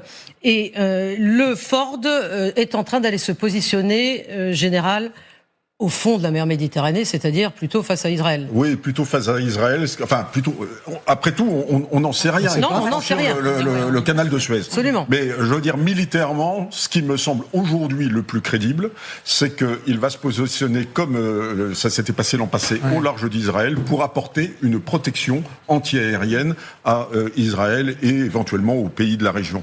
Voilà, parce que ça n'a pas beaucoup de sens qu'il aille rejoindre le porte-avions de l'autre côté. Alors, justement. Mais après tout, on n'en sait rien, on n'a pas les détails des plans de campagne. Mais là, ça me semble assez logique qu'il y ait une couverture anti-aérienne qui arrive par l'Est, c'est-à-dire couvrir les bases aériennes du détroit d'Ormuz américaines, et par l'Ouest, c'est-à-dire Mais restons sur le naval. En tout cas, d'Israël. l'USS Ford, on vient d'en parler, il est là à l'image. De l'autre côté, il y a, dans le détroit d'Ormuz, l'USS Lincoln, qui est là depuis un peu plus longtemps. Donc si on voit une carte, on se rend compte qu'il y a une espèce de tenaille, voilà, qu'il y aurait une prise en tenaille. C'est le colonel Michel Goya qui était à votre place hier, qui nous a suggéré ce mot. Enfin, lui, il disait plutôt que ça serait, selon lui, le glaive et le bouclier. C'est le glaive et le bouclier, mais en même temps... Expliquez cette notion. Ça, c'est la notion de Michel. Oui, ce que je vois surtout, c'est que c'est nécessaire pour couvrir une zone absolument colossale. Car, ce que je disais, la faiblesse du dispositif... Mais le glaive, ça serait le Lincoln, et le bouclier, le Ford. Oui, et l'inverse. Donc, et puis c'est deux glaives, et puis c'est deux boucliers. Donc, de toute manière... Je crois surtout que la pertinence, c'est que la zone à couvrir est absolument gigantesque, on le voit bien, ça peut être l'Arabie Saoudite, ça peut être tous les États du Golfe, 5 millions du détroit d'Ormuz, etc. Et qu'il y a besoin effectivement d'une flotte très très importante à la fois à l'ouest et à l'est pour couvrir au maximum cet espace aérien qui de toute manière ne sera jamais étanche, il faut le dire tout de suite, ça ne peut pas être étanche. Voilà, donc c'est comme ça. Gallagher Fenwick, il y a également sur le tarmac de Sofia, la capitale de la Bulgarie, beaucoup de mouvements que nous essayons de suivre et de comprendre. Grande concentration, nombre élevé d'appareils comme des ravitailleurs en vol et des appareils de coordination divers et variés. Il y a également des appareils en Jordanie, si Louise voulait bien nous les montrer. Les appareils en Jordanie, des avions de combat, 60 avions de combat, dont le nombre a doublé en plusieurs jours. Donc on voit que de part et d'autre, côté européen, tout est en train de se démultiplier. Oui, absolument. Là, on voit la base en Jordanie avec des arrivées récentes de ces aéronefs supplémentaires. Il y a également de l'imagerie qui a été réalisée, et je trouve que c'est intéressant, par une société chinoise qui montre des arrivées en Arabie Saoudite, et ça effectivement, et Sophia Amara, il faisait bien sûr, de l'imagerie satellitaire, et c'est marqué en chinois parce qu'ils ont identifié les types d'aéronefs, et ça a provoqué l'ire de l'Arabie Saoudite, puisque c'est une manière de montrer qu'en réalité les Américains font amplement, utilisent amplement ces installations, d'où les déclarations de Téhéran transmises aux Nations Unies il y a quelques 48 heures, où ils disent, écoutez, face à cette accumulation de moyens américains, sachez que nous considérons que toutes les bases utilisées par l'ennemi, je crois que c'est le terme qui est utilisé dans ce communiqué, seront des cibles légitimes, et que ces ennemis seront pleinement responsables des conséquences imprévisible d'une éventuelle escalade dans ce cadre. Mais vous avez raison, il y a énormément de matériel qui ont arrivé. J'ai regardé un décompte récemment, les avions se comptent par centaines. Oui. Attendez, c'est pas fini. Justement, on a aussi des images des Açores. Aux Açores, cet archipel en plein dans l'Atlantique, qui est souvent utilisé. Il y a des avions cassés 135. Oui, des avions ravitailleurs. Voilà. Des avions ravitailleurs, exactement. Qui sont là. Les AWACS. Les AWACS sont ailleurs. Les C5 Super Galaxy atterrissent à la base de Mildenhall en Grande-Bretagne. Et ça, c'est très important. Donc ça veut dire que toutes les bases tournent à plein régime, en fait. Oui, absolument. Et puis, alors, les Açores, la Grande-Bretagne ou même Ramstein, ce sont des bases relais qui permettent d'arriver des États-Unis. D'où l'importance quand même de l'Europe. Il faut le resignaler en permanence pour les États-Unis et ils sont pas prêts de nous abandonner parce que ces bases, ils en ont besoin comme base relais lorsqu'ils se déploient au Moyen-Orient. En revanche, pardon. Oui, donc ça c'est important, mais vous avez là un effort logistique très important. Vous avez les KC-135, on en a parlé, ces avions ravitailleurs qui permettront, le ravitaillement en vol de tous les vecteurs qu'ils pourront envoyer sur l'Iran ou ailleurs. Et puis les autres, C5, C-17, c'est les plus gros porteurs que ça fait pas parmi les plus gros porteurs au monde, qui peuvent apporter bien entendu toute la logistique anti-aérienne, missiles, tout ce que l'on veut. Et on sait qu'il y a un volet aérien. Un bal aérien, j'allais dire, complet, depuis 3 semaines, qui ravitaille à la fois les bases du Moyen-Orient et vraisemblablement Israël également. Alors, il y a également 2 escadrons spécialisés dans la suppression de la défense aérienne qui ont été déployés depuis des bases américaines et européennes vers le Moyen-Orient, c'est-à-dire des chasseurs F-16 CJ. Oui. C'est spécifique, ça. Alors les F-16... Expliquez-nous la spécificité de ces chasseurs. Alors, là, je suis un tout petit peu... Ah, vous êtes pris de court. Oui. Vous êtes pris de court. Eh bien, je vais vous expliquer. C'est forcément des chasseurs qui sont équipés de missiles pour pouvoir tirer les batteries voilà, c'est ça. Vous avez répondu à la question. Grâce à une nacelle qui est montée sur l'entrée d'air, cet avion localise les émetteurs radars ennemis et fournit des données de ciblage précises aux missiles anti-radar. Donc, c'est ça le but. Donc, ça veut bien dire, Sophia Mara, que ce qui compte aujourd'hui, c'est en fait oblitérer les défenses aériennes ennemies. C'est bien ça la clé. Bien sûr, et d'être complètement maître du ciel, si toutefois Washington ou Donald Trump donnait son go. Et évidemment, puisque il est pour l'instant, en tout cas, complètement exclu d'avoir des hommes au sol, eh bien, il faut qu'il puisse avoir non seulement une autonomie grâce à ces ravitailleurs dont nous parlions à l'instant, mais également qu'il soit complètement sûr de pouvoir traverser ce territoire immense qu'est l'Iran sans pouvoir être intercepté par les défenses antiaériennes de Téhéran ou des Iraniens. Mais on peut se demander, pardon, la question relève de l'évidence, mais en réalité, le processus diplomatique étant notoirement compliqué, je fémise la chose avec les Iraniens, si Donald Trump, franchement conscient de cela et du fait qu'il ne parviendra pas à un accord avec eux, entretient une sorte de théâtre avec Witkoff et Kouchner, qui ne sert qu'à gagner du temps, donc ce serait lui, pas les Iraniens, mais lui qui est en train de gagner du temps, afin d'accumuler ces moyens absolument considérables qu'il a parfaitement l'intention d'utiliser, et sur une opération non pas de courte durée ou ponctuelle, mais plutôt durable, sachant qu'encore une fois, et ça, il ne serait pas le premier, il n'a pas l'autorisation du Congrès pour cela. Et je le redis, ça va être compliqué de vendre cela aux Américains. Alors non seulement, on va d'ailleurs dans quelques instants évoquer un sondage qui dit exactement ce que vous dites, Gallagher, mais non seulement il n'a pas l'aval du Congrès, mais il n'a même pas l'aval de Keir Starmer, et je vais vous expliquer pourquoi. C'est justement pour une base, ces fameux C5 Super... Non, une autre, C5 Super Galaxy, qui sont à Mildenhall en Grande-Bretagne. Donc, voilà, Fairford, c'est ça, exactement. Donc, Fairford...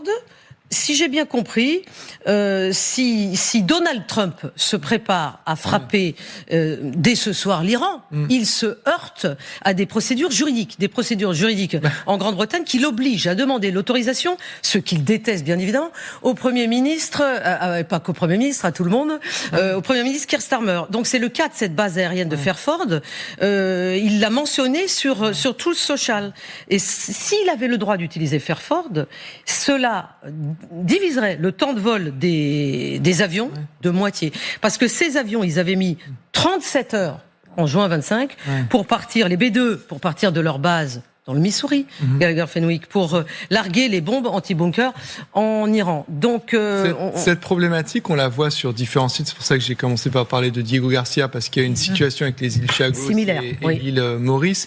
Mais en réalité, ce qui est en train d'être dit par le Premier ministre britannique et rappelé par sa Chambre des communes, c'est qu'il y a un tout petit détail dans cette histoire qui s'appelle le droit international et qui fait que les puissances extérieures à l'Iran qui permettraient l'utilisation de leurs bases ou d'autres moyens de participer à la violation de la souveraineté de l'Iran se rendraient complices d'un crime au regard du droit international. Et donc, vous pouvez dire, voilà, que c'est une mascarade ou quoi, mais il y a encore des pays et des dirigeants qui sont sensibles. Ce qui ne veut pas dire que ces pays soutiennent le régime de Mollah et veulent qu'il reste en place. Mais on voit que ça inquiète Trump quand même d'avoir à demander l'autorisation.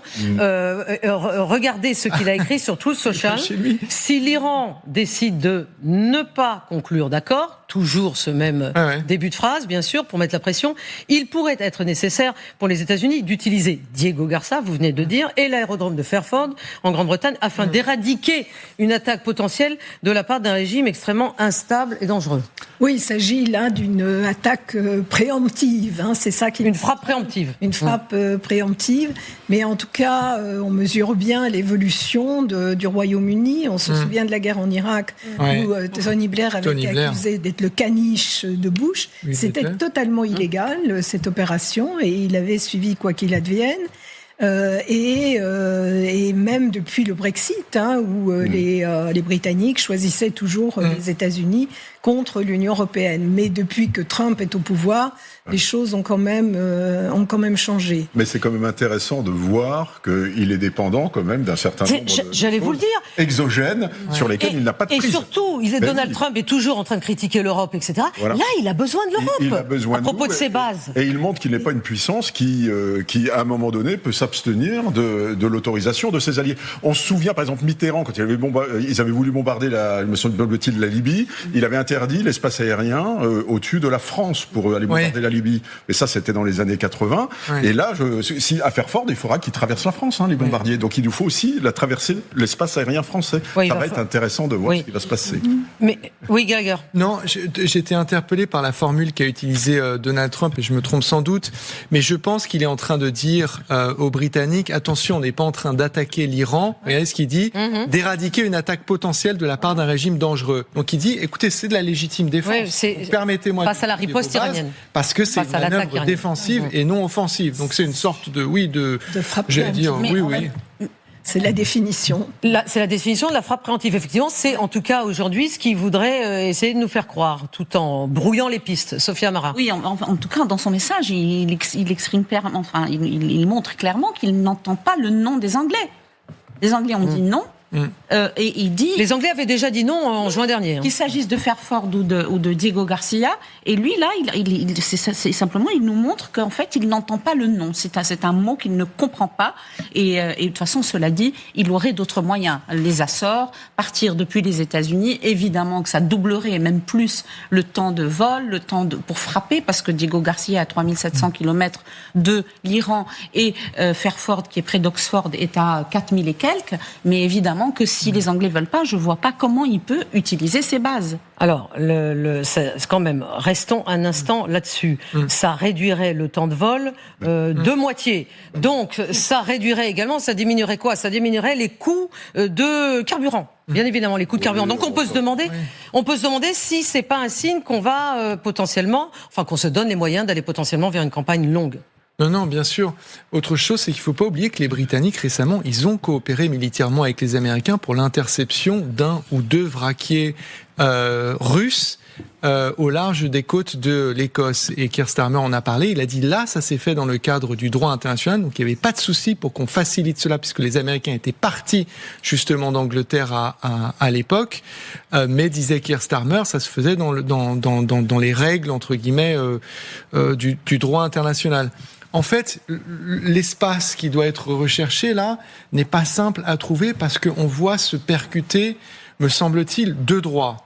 Celui qui prévoit la protection d'un État souverain, l'Iran, quel que soit le pouvoir en place, et l'autre qui est celui d'une population, les Iraniens, les Iraniennes, massacrés par ce régime, à avoir leurs droits à eux, à la vie, leurs droits humains respectés. Et donc, comment est-ce qu'on fait pour protéger une population sans violer la souveraineté, en fait, l'intégrité territoriale d'un pays. Et c'est la résolution de cette équation qui est quand même extrêmement, me semble-t-il, compliquée. Oui, c'est Lieberman. Mais simplement, la responsabilité de protéger, qui avait été adoptée en 2005 par les Nations Unies, permettait effectivement une intervention et de violer d'une certaine manière. Mais il faut un accord au Conseil de sécurité. Mais il faut un accord au Conseil de sécurité. Et ce qu'on demandait, c'est l'engagement des pays concernés de ne pas mettre de veto. Oui. Mais enfin, on voit bien que quand c'est la Russie ou les États-Unis, ça ne change pas. Et de toute façon, malheureusement, Donald Trump, il a déjà très bien montré que franchement, le droit international, ça le concerne pas vraiment. Ça, il ménage quand il veut le droit international, mais il propose un autre ordre mondial. Il est en train de le créer et finalement, il se dit, je suis le maître de jeu. Et si vous me refusez d'utiliser votre base en Angleterre, je vois pas déjà en quoi ça vous sert vos intérêts, parce que de toute façon, vous serez concernés. C'est une sorte en même temps, une force en fait qu'il essaie d'utiliser justement pour dire il n'y a pas beaucoup de marge de manœuvre. Moi, je suis pas d'accord. Je nie le droit international dans le sens que vous l'entendez. Et ça, c'est ma priorité, mon intérêt. C'est ça qui est dangereux. Et finalement, si c'était pas Donald Trump, si c'était notre pays comme la Russie. Regardez, la Russie, c'est pas un pays démocratique et on la laisse faire quand même en Ukraine, déjà depuis 12 ans et 4 ans de l'invasion. Et après, on dit écoutez, le droit international. Alors, mais quelles sont les autres options de Donald Trump à part cette frappe préemptive? Il y a également cette possibilité d'assassinat ciblé. Oui.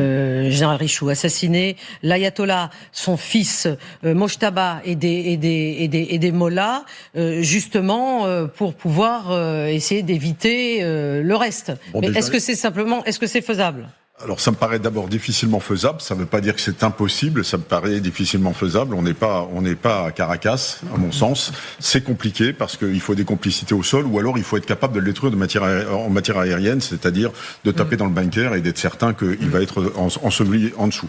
Donc ça me paraît difficile. Ensuite, lorsqu'on tape les dirigeants, il y a un petit problème, c'est que c'est une dictature théologique et que je pense que le régime survivra à la mort de son chef parce qu'il est vieux, il a préparé sa succession, je crois qu'il a 87 ans, un truc comme ça.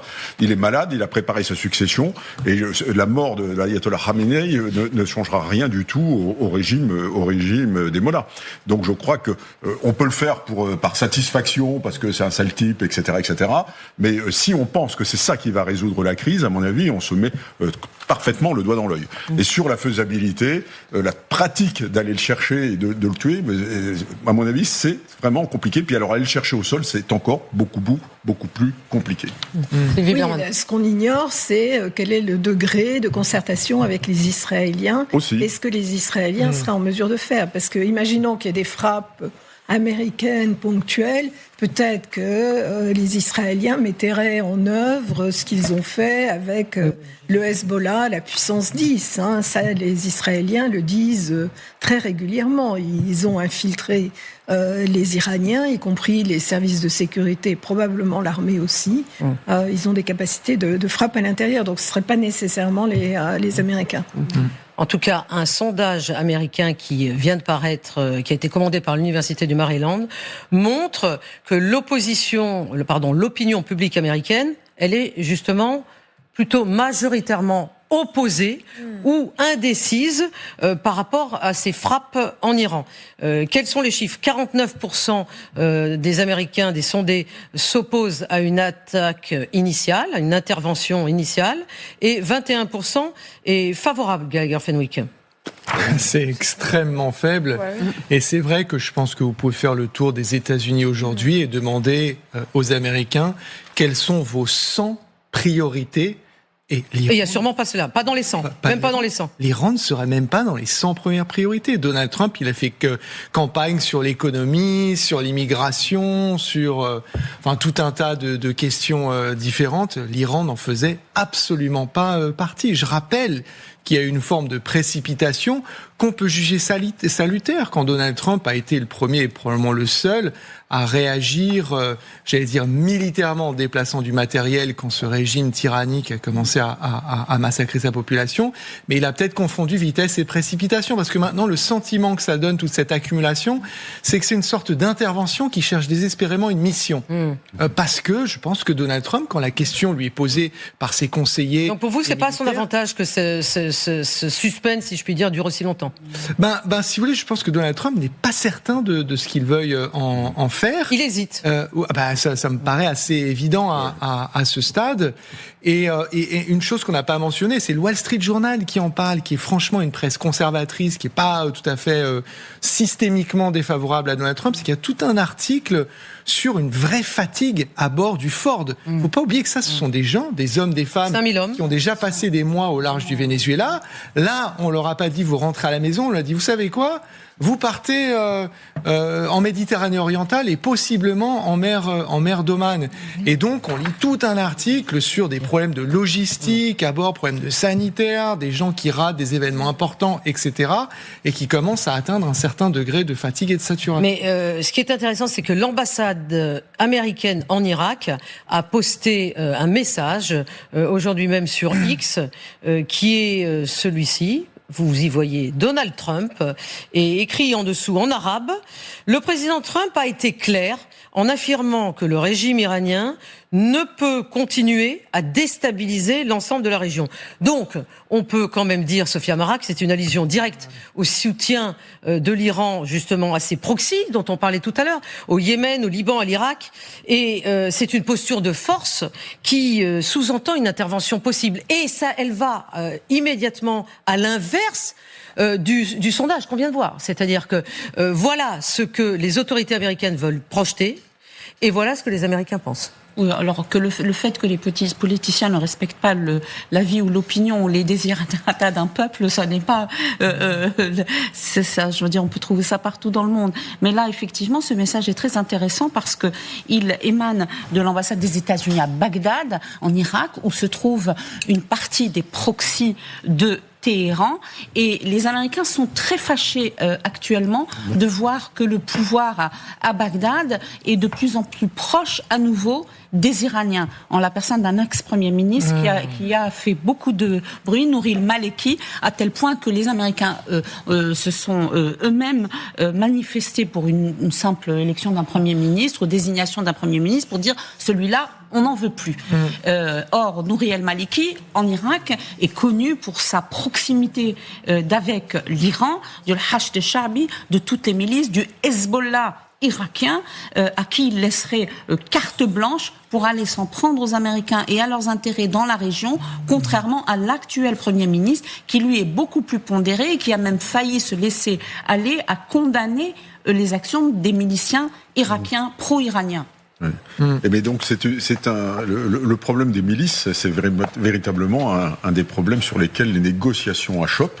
Car les Iraniens ne veulent pas entendre parler, ils ne veulent pas en discuter dans ces négociations-là, alors que c'est un des 3 points essentiels avec le nucléaire et les missiles balistiques. Vous parlez des milices. Oui, des milices, oui, c'est ça. Oui, tout à fait. Bien effectivement, c'est cet axe de résistance utilisé par l'Iran. Donc les Houthis au Yémen, le Hezbollah au Liban. L'Iran a constitué et armé ses groupes pour étendre son influence, défier ses adversaires dans la région. Mais alors ils sont affaiblis. Gallagher Fenwick, on le sait qu'ils sont affaiblis depuis un certain temps. Mais est-ce qu'ils pourraient riposter contre les forces alliées, ces fameux proxys? Est-ce qu'ils en seraient en capacité en créant de multiples fronts?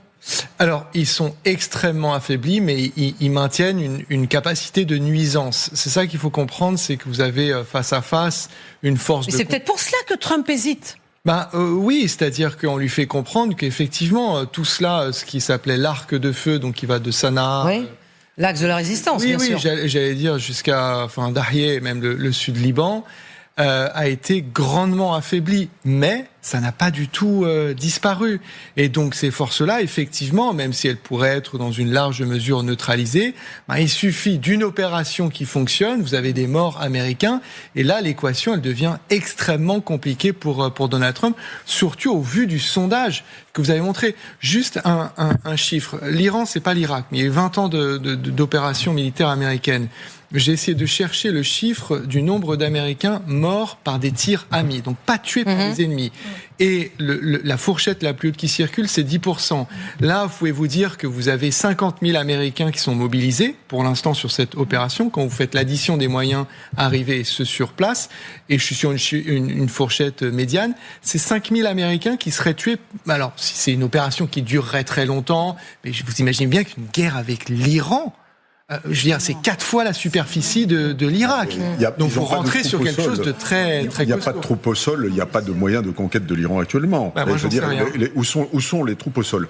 C'est pas une force navale et aérienne qui permet de venir à bout d'un pays. Donc, pour vous, cette armada, ces armadas générales, elles sont là pour davantage montrer les forces, plutôt que de les utiliser. Alors, forcer, oui, je pense qu'il veut un deal, mais que s'il n'a pas le deal, à un moment donné, il a tellement accumulé qu'il va être obligé de délivrer. Ça me paraît une évidence. S'il n'a pas délivrer, c'est-à-dire de frapper. De frapper, absolument. Oui, mais frapper ne veut pas dire engager une guerre et rester pendant des semaines en Iran. Ouais, mais je pense que ce sera court. Moi, je reste toujours sur quelque chose de sur l'idée que ça sera parce court. Parce qu'il l'a montré au Venezuela et en juin dernier avec Israël, ça a été court. Juste, on revient en fait que c'est une sorte de projection qui cherche la mission. Je pense que ça vient de vraiment la personnalité de Trump, pur opportunisme, l'art de deal. Si vous regardez ce qu'il véhicule dans ce sens-là, c'est vraiment, il faut y aller et regarder comment l'autre réagit, qu'est-ce qu'on peut obtenir. Et je pense que c'est toute la logique qui est déployée pleinement devant nos yeux, surtout que si en face de lui, il a l'Iran qui commence à proposer les deals de pétrole, les deals vraiment d'essayer de trouver un compromis, justement, duquel Trump parle. Des milices chiites irakiennes, Sophia Amara, se sont déclarées prêtes ces derniers jours, y compris aujourd'hui, à soutenir l'Iran, bien sûr, en cas d'attaque américaine. Alors, il y a des volontaires pour mourir en martyrs, bien évidemment. Des centres de recrutement qui ont ouvert à travers tout l'Irak. 9600 hommes s'y sont inscrits depuis plusieurs jours. Mais on se dit que pourtant, depuis le 7 octobre 2023, l'Irak avait tenu à rester vraiment éloigné de toute confrontation directe avec Israël et les États-Unis. Alors, qu'est-ce qui est en train de se passer ? Il y a un changement de cap. Moi, les 2 dernières années, j'étais en Irak tous les mois. Tous les mois. C'est pour ça que je vous pose la question. Et ce que je peux vous dire, c'est que l'Irak a complètement changé. Dans quel sens ? Dans le sens positif. C'est-à-dire que les T-walls ont été enlevés, la vie reprenait. Ah oui, donc moi je ne la reconnaîtrais pas, la ville, parce que je ne l'ai pas revue depuis longtemps. Les gens sortaient, les femmes seules pour aller dîner, seules en groupe. La sécurité donc était de retour. Et surtout, il y avait un certain calme, c'est-à-dire que le Premier ministre, Shia Soudani, il s'appelle, eh bien, il a réussi à calmer à la fois les Américains et les milices chiites en disant, écoutez, chacun, il leur a donné, certains ont commencé à faire du business, à faire de l'argent, et du coup... Mais elles sont ravivées, là, les milices chiites. Là, les milices chiites sont ravivées. Voilà. Si on a le retour de Nouri al-Maliki, qui est un homme... Le Premier ministre, au pouvoir. Extrêmement sectaire, et totalement... Enfin, pour le moment, c'est pas gagné, ça, aligné sur le retour de Maliki. Politique iranien et perse, là, il y a un risque, vous dites. Il y a un risque à tel point que les Américains sont allés voir les Irakiens pour leur dire « nous sommes contre ce nouveau Premier ministre ». Ça n'est pas dans l'intérêt des États-Unis, mais ça n'est pas dans votre intérêt non plus. C'était une manière à peine voilée de menacer l'Irak à cause de ce Premier ministre. Il y a 4 bases américaines en Irak. Oui, tout à fait. Et elles sont.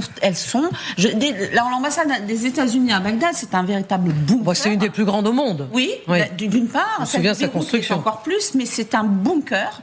Et les Américains, évidemment, se protègent dans cette ville.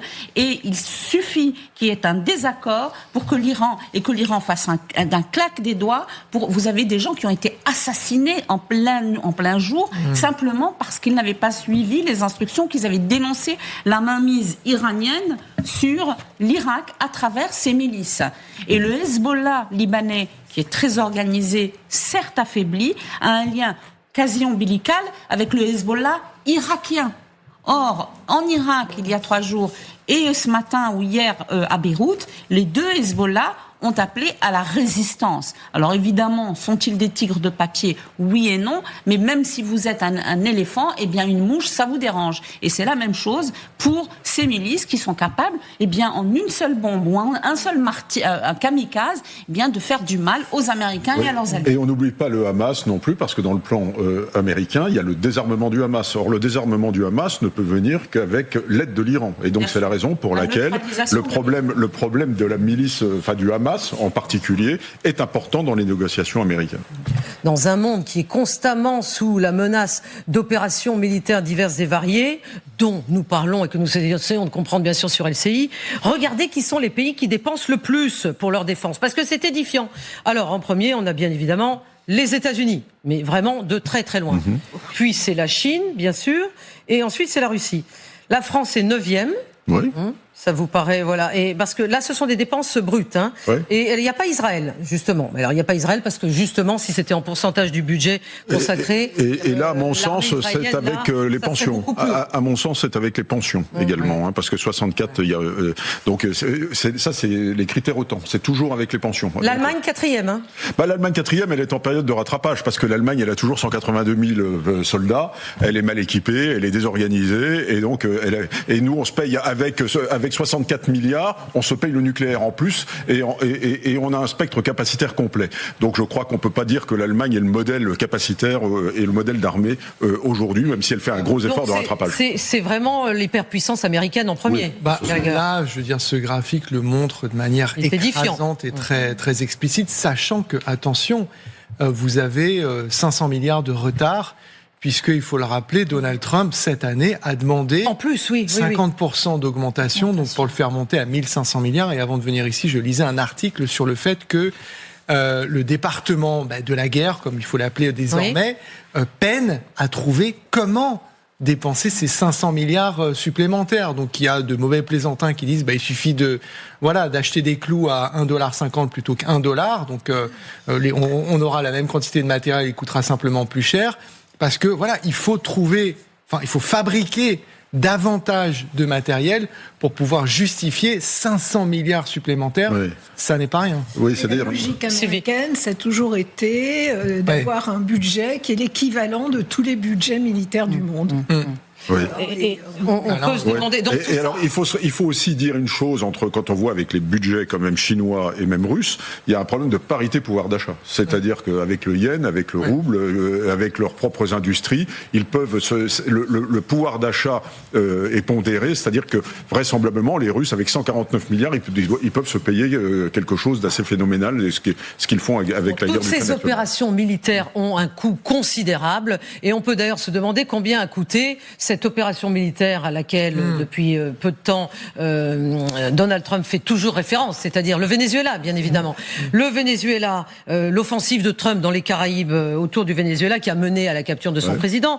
Le coût opérationnel des navires déployés sur place, eh bien, le chiffre est édifiant, a dépassé les 20 millions de dollars par jour. 20 millions de dollars par jour à son apogée, donc cette opération de mi-novembre à mi-janvier. Mais il faut dire, Gallagher, que la plupart des coûts étaient couverts par des crédits de défense qui avaient déjà été alloués. Non, bien sûr, mais une fois que vous avez ce chiffre, en fait, ça appelle une question.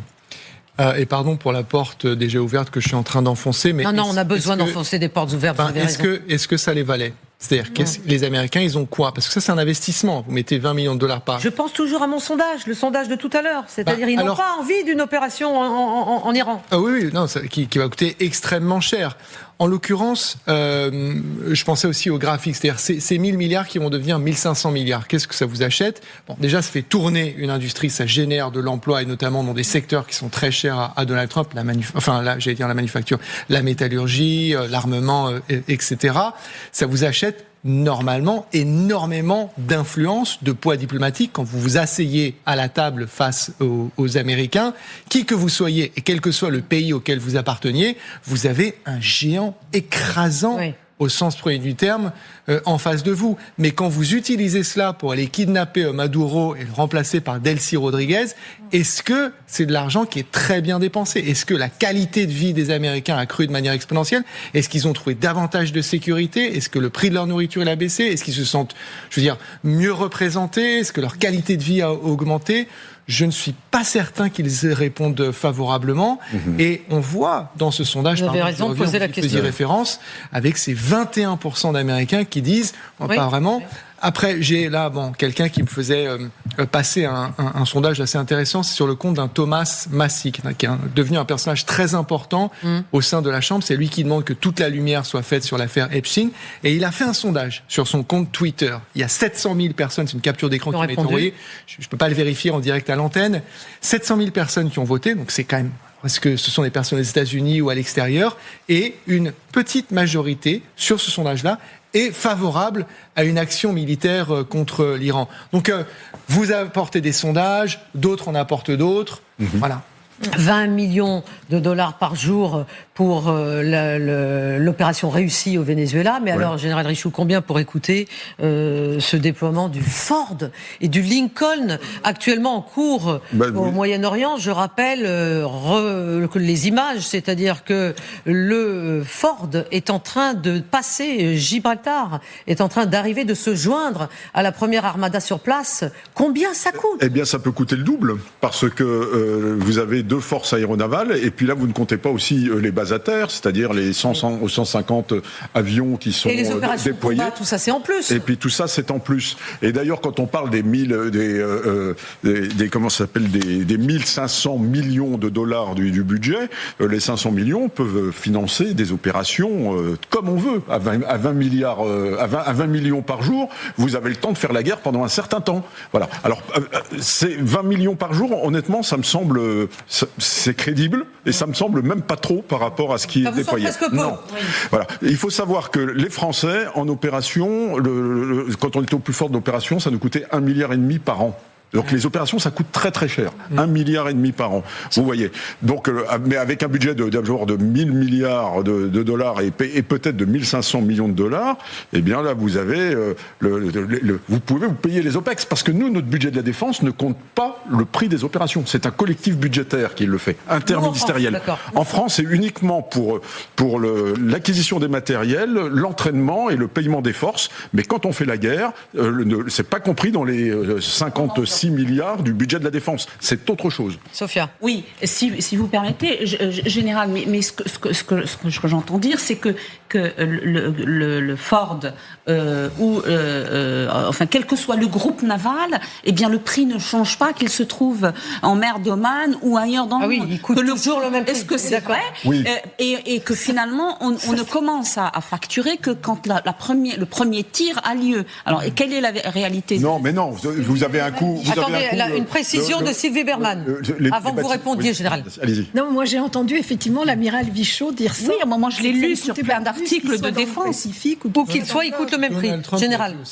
Oui, ou qu'il soit, il coûte le même prix, mais le prix d'une heure de fonctionnement du Ford, c'est le prix d'une heure de fonctionnement du Ford. Oui. Donc là, vous avez 2 forces aéronavales qui arrivent, eh bien, vous n'allez peut-être pas multiplier, parce qu'il y a peut-être moins de bâtiments actuellement qui accompagnent le Ford, mais ça va vous coûter peut-être 30-35 milliards par jour au lieu des 20 milliards. Et donc ce coût-là, effectivement, les marins sont déployés, etc. Les bâtiments sont là, ça coûte le même prix, vraisemblablement. Tout à l'heure, Gallagher se posait la bonne question. Pour les Américains, qu'est-ce que ça change? Est-ce que c'est l'argent bien dépensé?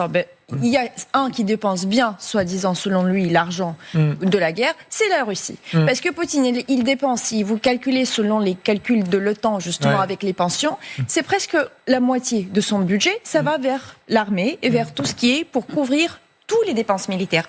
En plus, ça va être autour de 10% de PIB. Et aujourd'hui, si vous regardez bien ce que ça lui rapporte, ça rapporte très peu. Ça rapporte très peu. La population, effectivement, certaines, ils ont pu s'enrichir. Alors, c'est la bonne question. Comment en tout cas, alors que la double armada de Donald Trump est en train d'arriver sur le théâtre du Moyen-Orient et que l'Iran se prépare également pour son arsenal, le ministre de la guerre américain, lui, assume sa forme physique et sa discipline quotidienne. Pete Exces, regardez, c'est cette vidéo que nous allons partager avec vous. Nous l'avons évidemment faite vérifier par notre documentation. On écoute.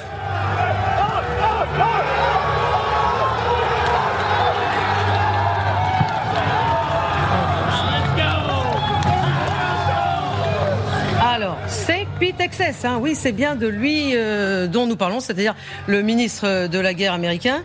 Et il se trouve où ? Il se trouve il est membre de cette unité, le 187e régiment d'infanterie de l'armée américaine. Il a servi avec eux en Irak en 2005-2006 sans doute. Et là, il a donc sur son t-shirt les Rakkasans, qui est donc le mot japonais qui veut dire parachute pour cette unité. Et il a un tatouage. Je ne sais pas si on peut voir ce tatouage, Louise. Voilà, ce tatouage est assez controversé parce que c'est le tori japonais, c'est-à-dire c'est le symbole justement de ces Rakkasans sur son bras.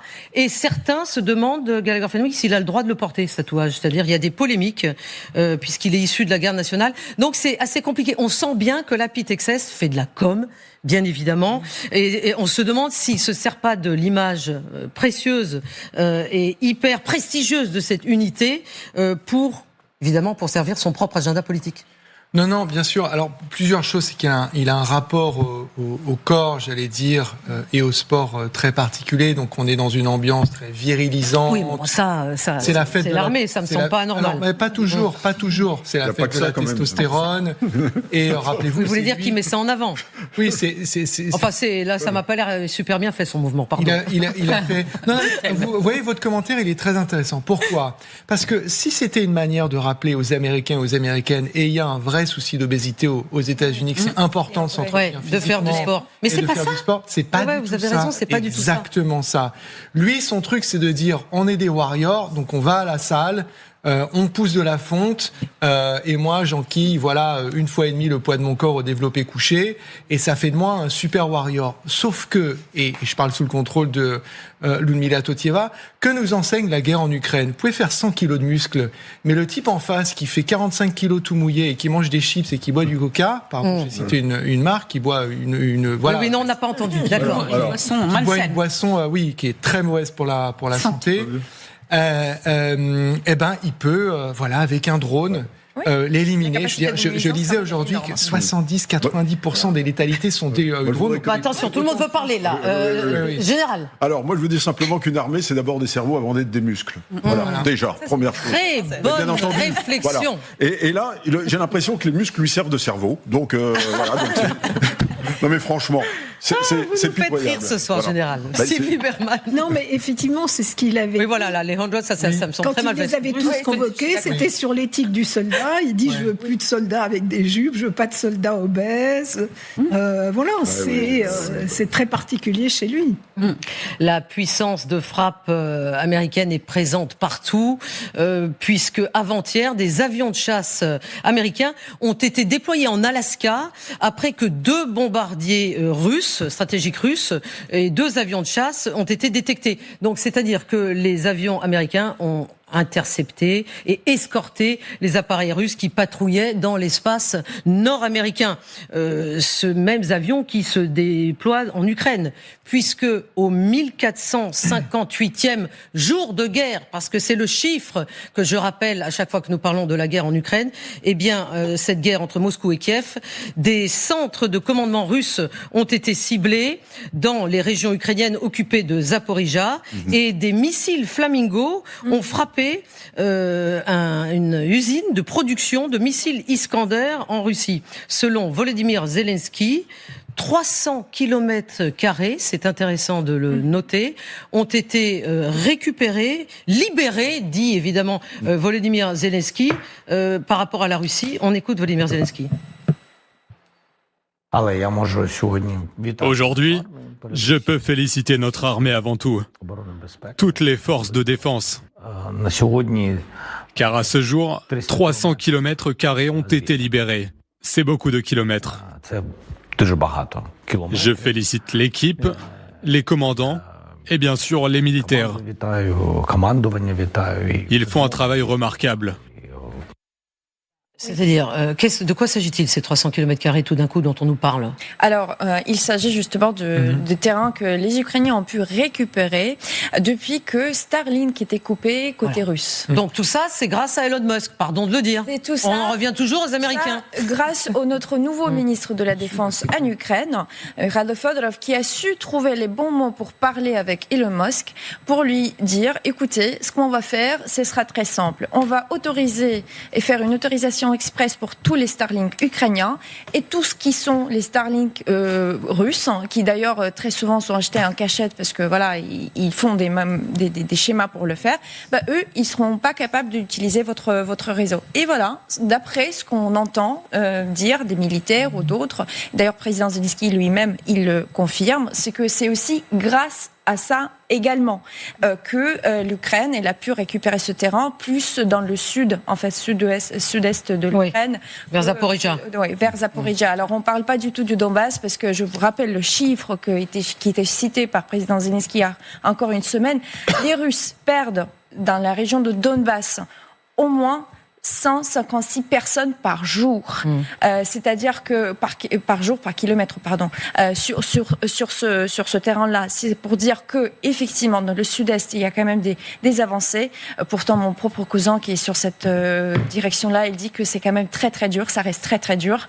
Mais et on va se rendre dans quelques instants en duplex en Ukraine pour avoir la réalité des faits. Sophia Amara. Oui, dans une interview passionnante au Monde, le chef des armées, Alexandre Syrski a expliqué que les pertes de l'armée russe ont dépassé le niveau de recrutement. Le niveau de recrutement, même s'il a reconnu dans le même temps que la situation était très difficile sur le terrain. Oui. Justement, à ce propos, Sylvie Berman, côté russe, est-ce qu'il y aurait une nouvelle mobilisation qui se présenterait? Alors, je sais que depuis le début de la guerre, on en a souvent parlé, on l'a souvent évoqué, elle n'est pas venue, mais comme Vladimir Poutine craint cette mobilisation, bien évidemment, il essaye de faire en sorte que ça soit de façon beaucoup plus indirecte. Oui, tout à fait. Il la craint parce qu'il a peur d'une fuite à nouveau. Qui s'est déjà produite. Qui s'est produit à la première mobilisation et aux premières rumeurs. Cela dit, beaucoup étaient rentrés parce qu'ils se sentaient un peu plus en sécurité. Mais là, c'est vraiment la question parce qu'il ne peut pas prendre le risque, effectivement, d'avoir une fuite de la population, en général des jeunes, des gens formés. Et puis, bien évidemment, il ne veut pas que ça concerne la population de Moscou ou de Saint-Pétersbourg. Oui, alors je suis très contente et un peu émue d'ailleurs d'être en ligne maintenant en direct avec quelqu'un qui a été ma source pendant longtemps sur le front en Ukraine. Il est actuellement sur le front en Ukraine. Ilya Shayansky, Ilya, bonsoir. Vous n'êtes pas un militaire au départ. Vous vous êtes engagé comme volontaire en 2014 quand la Russie a envahi la Crimée et le Donbass. Vous êtes rentré alors d'Allemagne où vous viviez tranquillement avec votre famille. Tout de suite, en 2022, vous êtes rentré d'Allemagne et vous avez compris l'importance des drones. Et j'aimerais que vous nous parliez de ce que vous avez fait pour les drones aujourd'hui. Parce qu'aujourd'hui, vous commandez un groupe de drones très spécifique. Vous avez créé une équipe dans l'armée ukrainienne qui a commencé les drones très tôt. Aujourd'hui, expliquez-nous l'importance de votre unité. Ce sont des drones backfire, donc des drones, pas des drones qui sont des drones autonomes, un peu comme des mini-missiles de croisière.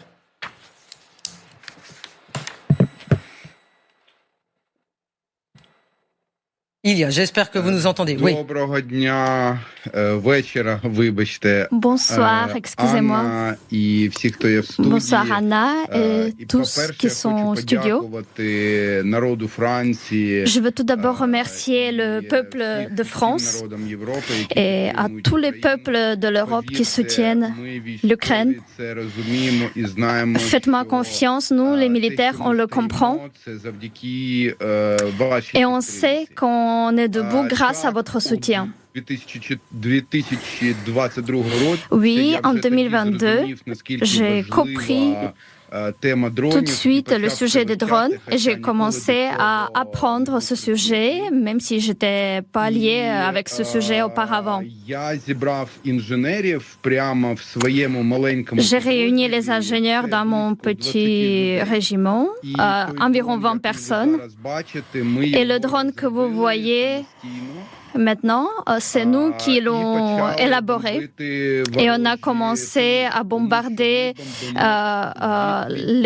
l'ennemi et nous, on bombarde 50 km au fond de la ligne de front. Maintenant, ce drone, il est très professionnel, il est produit en grande quantité et il est appliqué sur tous les axes du front. Et maintenant, c'est vraiment mis en ligne professionnelle.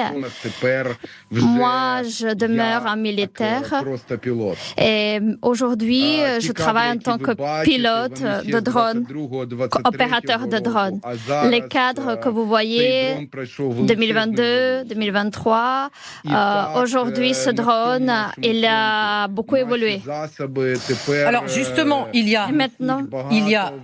je me permets de vous couper. Donc, ce drone, c'est un drone de frappe que vous avez conçu pour être pratiquement indétectable. Il est donc insensible au brouillage électronique. Et comment peut-on rendre ce drone justement si précis malgré l'absence de pilotage humain ?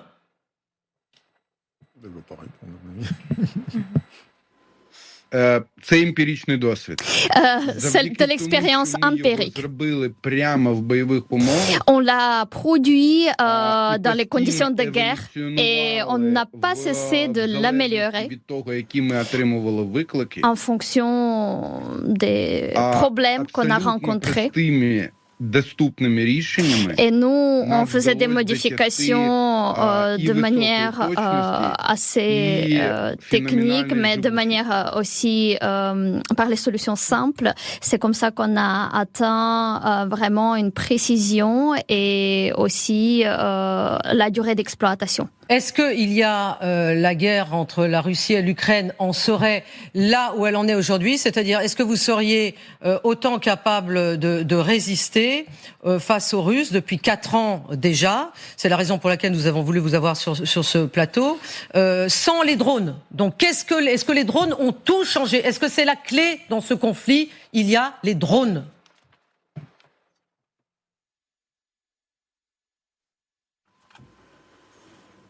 Les drones aujourd'hui sont vraiment la clé qu'on persiste. C'est à peu près 80%, 85% des frappes de l'ennemi, sur l'ennemi. C'est 100% de renseignement et de surveillance de la ligne de front. Aujourd'hui, presque tous les drones que j'utilise sont produits en Ukraine. Je ne connais pas d'autres drones efficaces qui soient produits ailleurs à part d'un drone allemand. Aujourd'hui, dans cette guerre, les drones produits en Ukraine sont le facteur principal de notre victoire future. Et oui, je considère qu'on peut continuer à faire la guerre et si c'est important, si c'est nécessaire, on est prêt de le faire pendant 1 an. Gallagher Fenwick sur ce plateau voudrait vous poser une question. Dobre večer, Ilia. Bonsoir, Ilia. Merci pour vos remerciements à l'endroit de la France et des Français qui vous soutiennent. Je voulais vous demander comment est-ce que vous financez cela ? Est-ce que ce sont des financements qui vous sont alloués par l'État ? Est-ce que c'est privé ? Est-ce que c'est un mélange de ces deux-là ? Et sans révéler de secrets industriels, parce que c'est souvent une question qu'on se pose, combien il coûte pièce votre drone ?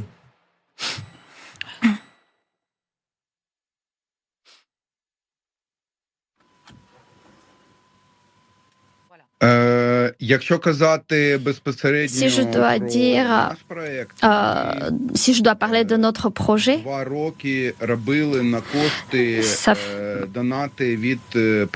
pendant 2 ans, on le tenait, ce projet, sur les donations des personnes privées. Ensuite, quand ce drone a été transmis à l'entreprise qui a mis une production de ces drones. Maintenant, ces drones sont achetés pour l'armée par l'État, mais aussi par les organisations non gouvernementales qui soutiennent l'armée. Aujourd'hui,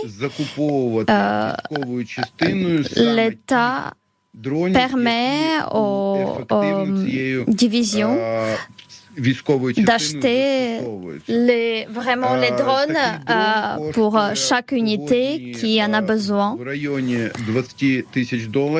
Ce drone coûte environ $20,000 aujourd'hui et il frappe l'ennemi. Déjà, il peut s'utiliser plusieurs fois. Il peut frapper l'ennemi plusieurs fois aussi.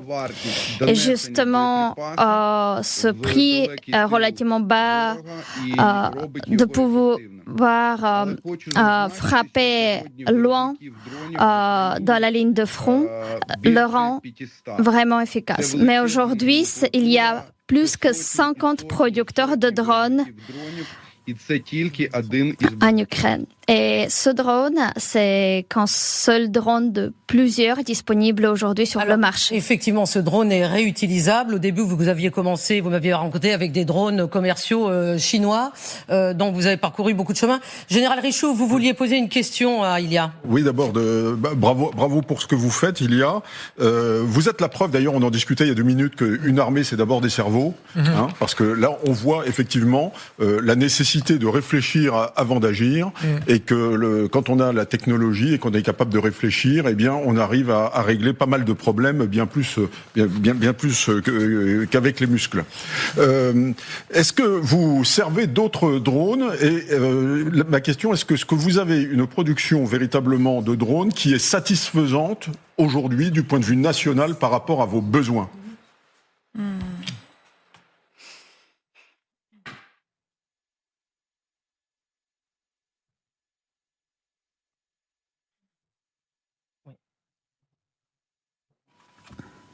Моя маленька група оперує виключно цим дроном.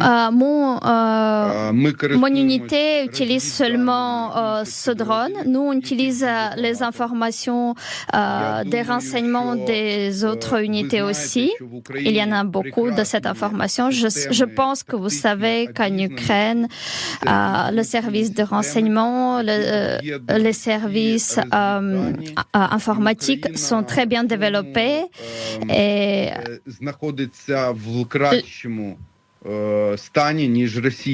l'Ukraine a vraiment une meilleure position sur ce point que la Russie, et c'est un de nos facteurs de victoire. En parlant de production des drones, je considère que c'est au niveau satisfaisant pour l'Ukraine, et dans l'ensemble, nos besoins sont en général satisfaits. Il y a le problème de mobilisation de personnes parce qu'on a perdu beaucoup au cours de ces années. En même temps, les unités des drones sont développées avec tellement de vitesse que la quantité des opérateurs de drones qui ont décédé est moindre que celle des personnes qui viennent à leur place. Pour moi, c'est le ratio 1 versus 10 et le niveau de maîtrise de nos opérateurs de drones ne cesse d'augmenter.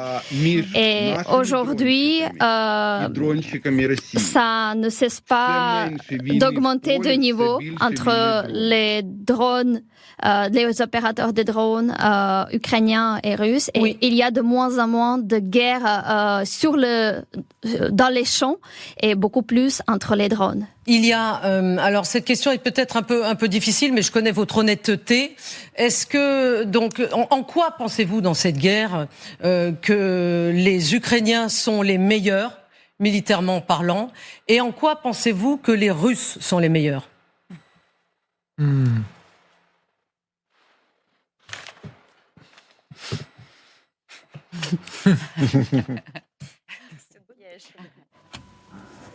Росіяни безумовно краще масштабують успішні. Les Russes sont plus forts à généraliser leur succès, leur expérience de succès. On sait moins systématiser nos succès que les Russes. Eux, ils étudient de manière très précise l'expérience ukrainienne et quand ils voient que cette expérience est positive, ils l'introduisent dans leur pratique. C'est leur avantage. Nous, notre avantage, c'est que les meilleures personnes en Ukraine sont aujourd'hui dans l'armée. Et la guerre, c'est le ratio entre le courage et l'intelligence et l'enthousiasme des Ukrainiens à surmonter toutes sortes de problèmes. Aujourd'hui, il commence à porter ses fruits positifs. Et maintenant, on passe sur une nouvelle organisation de l'armée. Si vous avez remarqué, ces 3 derniers mois, les tempos d'avancée des Russes ont descendu. Et ça, c'est le résultat d'implémentation de meilleures gestion de l'armée ukrainienne. L'armée ukrainienne, elle reste aussi décentralisée dans beaucoup de sens et ça permet d'avoir une initiative personnelle. Je veux aussi préciser que le nouveau ministre de la Défense a été accepté il a été salué dans notre armée et on compte cette nomination, elle va devenir aussi un avantage de victoire. Merci infiniment, Ilia. Merci d'avoir été avec nous ce soir. Vous êtes quelque part sur le front en Ukraine et j'ai été très contente de vous entendre ce soir personnellement. Courage. Merci pour ce témoignage ce soir. Et merci à Katarina Cherakian qui a effectivement eu la gentillesse de traduire vos propos ce soir, de les traduire en simultané, parce que moi je parle avec Ilia en russe quand je le vois depuis des années. Nous n'avons pas changé notre façon de parler, mais évidemment ce soir il fallait traduire de l'ukrainien. Ludmila, c'est un témoignage fort. C'est un témoignage fort et 2 points que je relève, c'est que le ministre de Défense a été bien salué par l'armée. Effectivement, ça c'est très important. Soldats. Je rappelle quand même pour ceux qui n'ont pas suivi justement ce qui s'est passé, le ministre de la Défense ukrainienne actuel, c'est le ministre de la transformation digitale qui a fait beaucoup de succès dans tout ce qui est les services et l'accès aux services digitaux. Aujourd'hui, l'armée compte sur le fait qu'il va pouvoir ramener les drones et faire de ça une vraie levier pour la victoire. Absolument, merci à toutes et à tous ce soir et l'information continue sur LCI, bien sûr.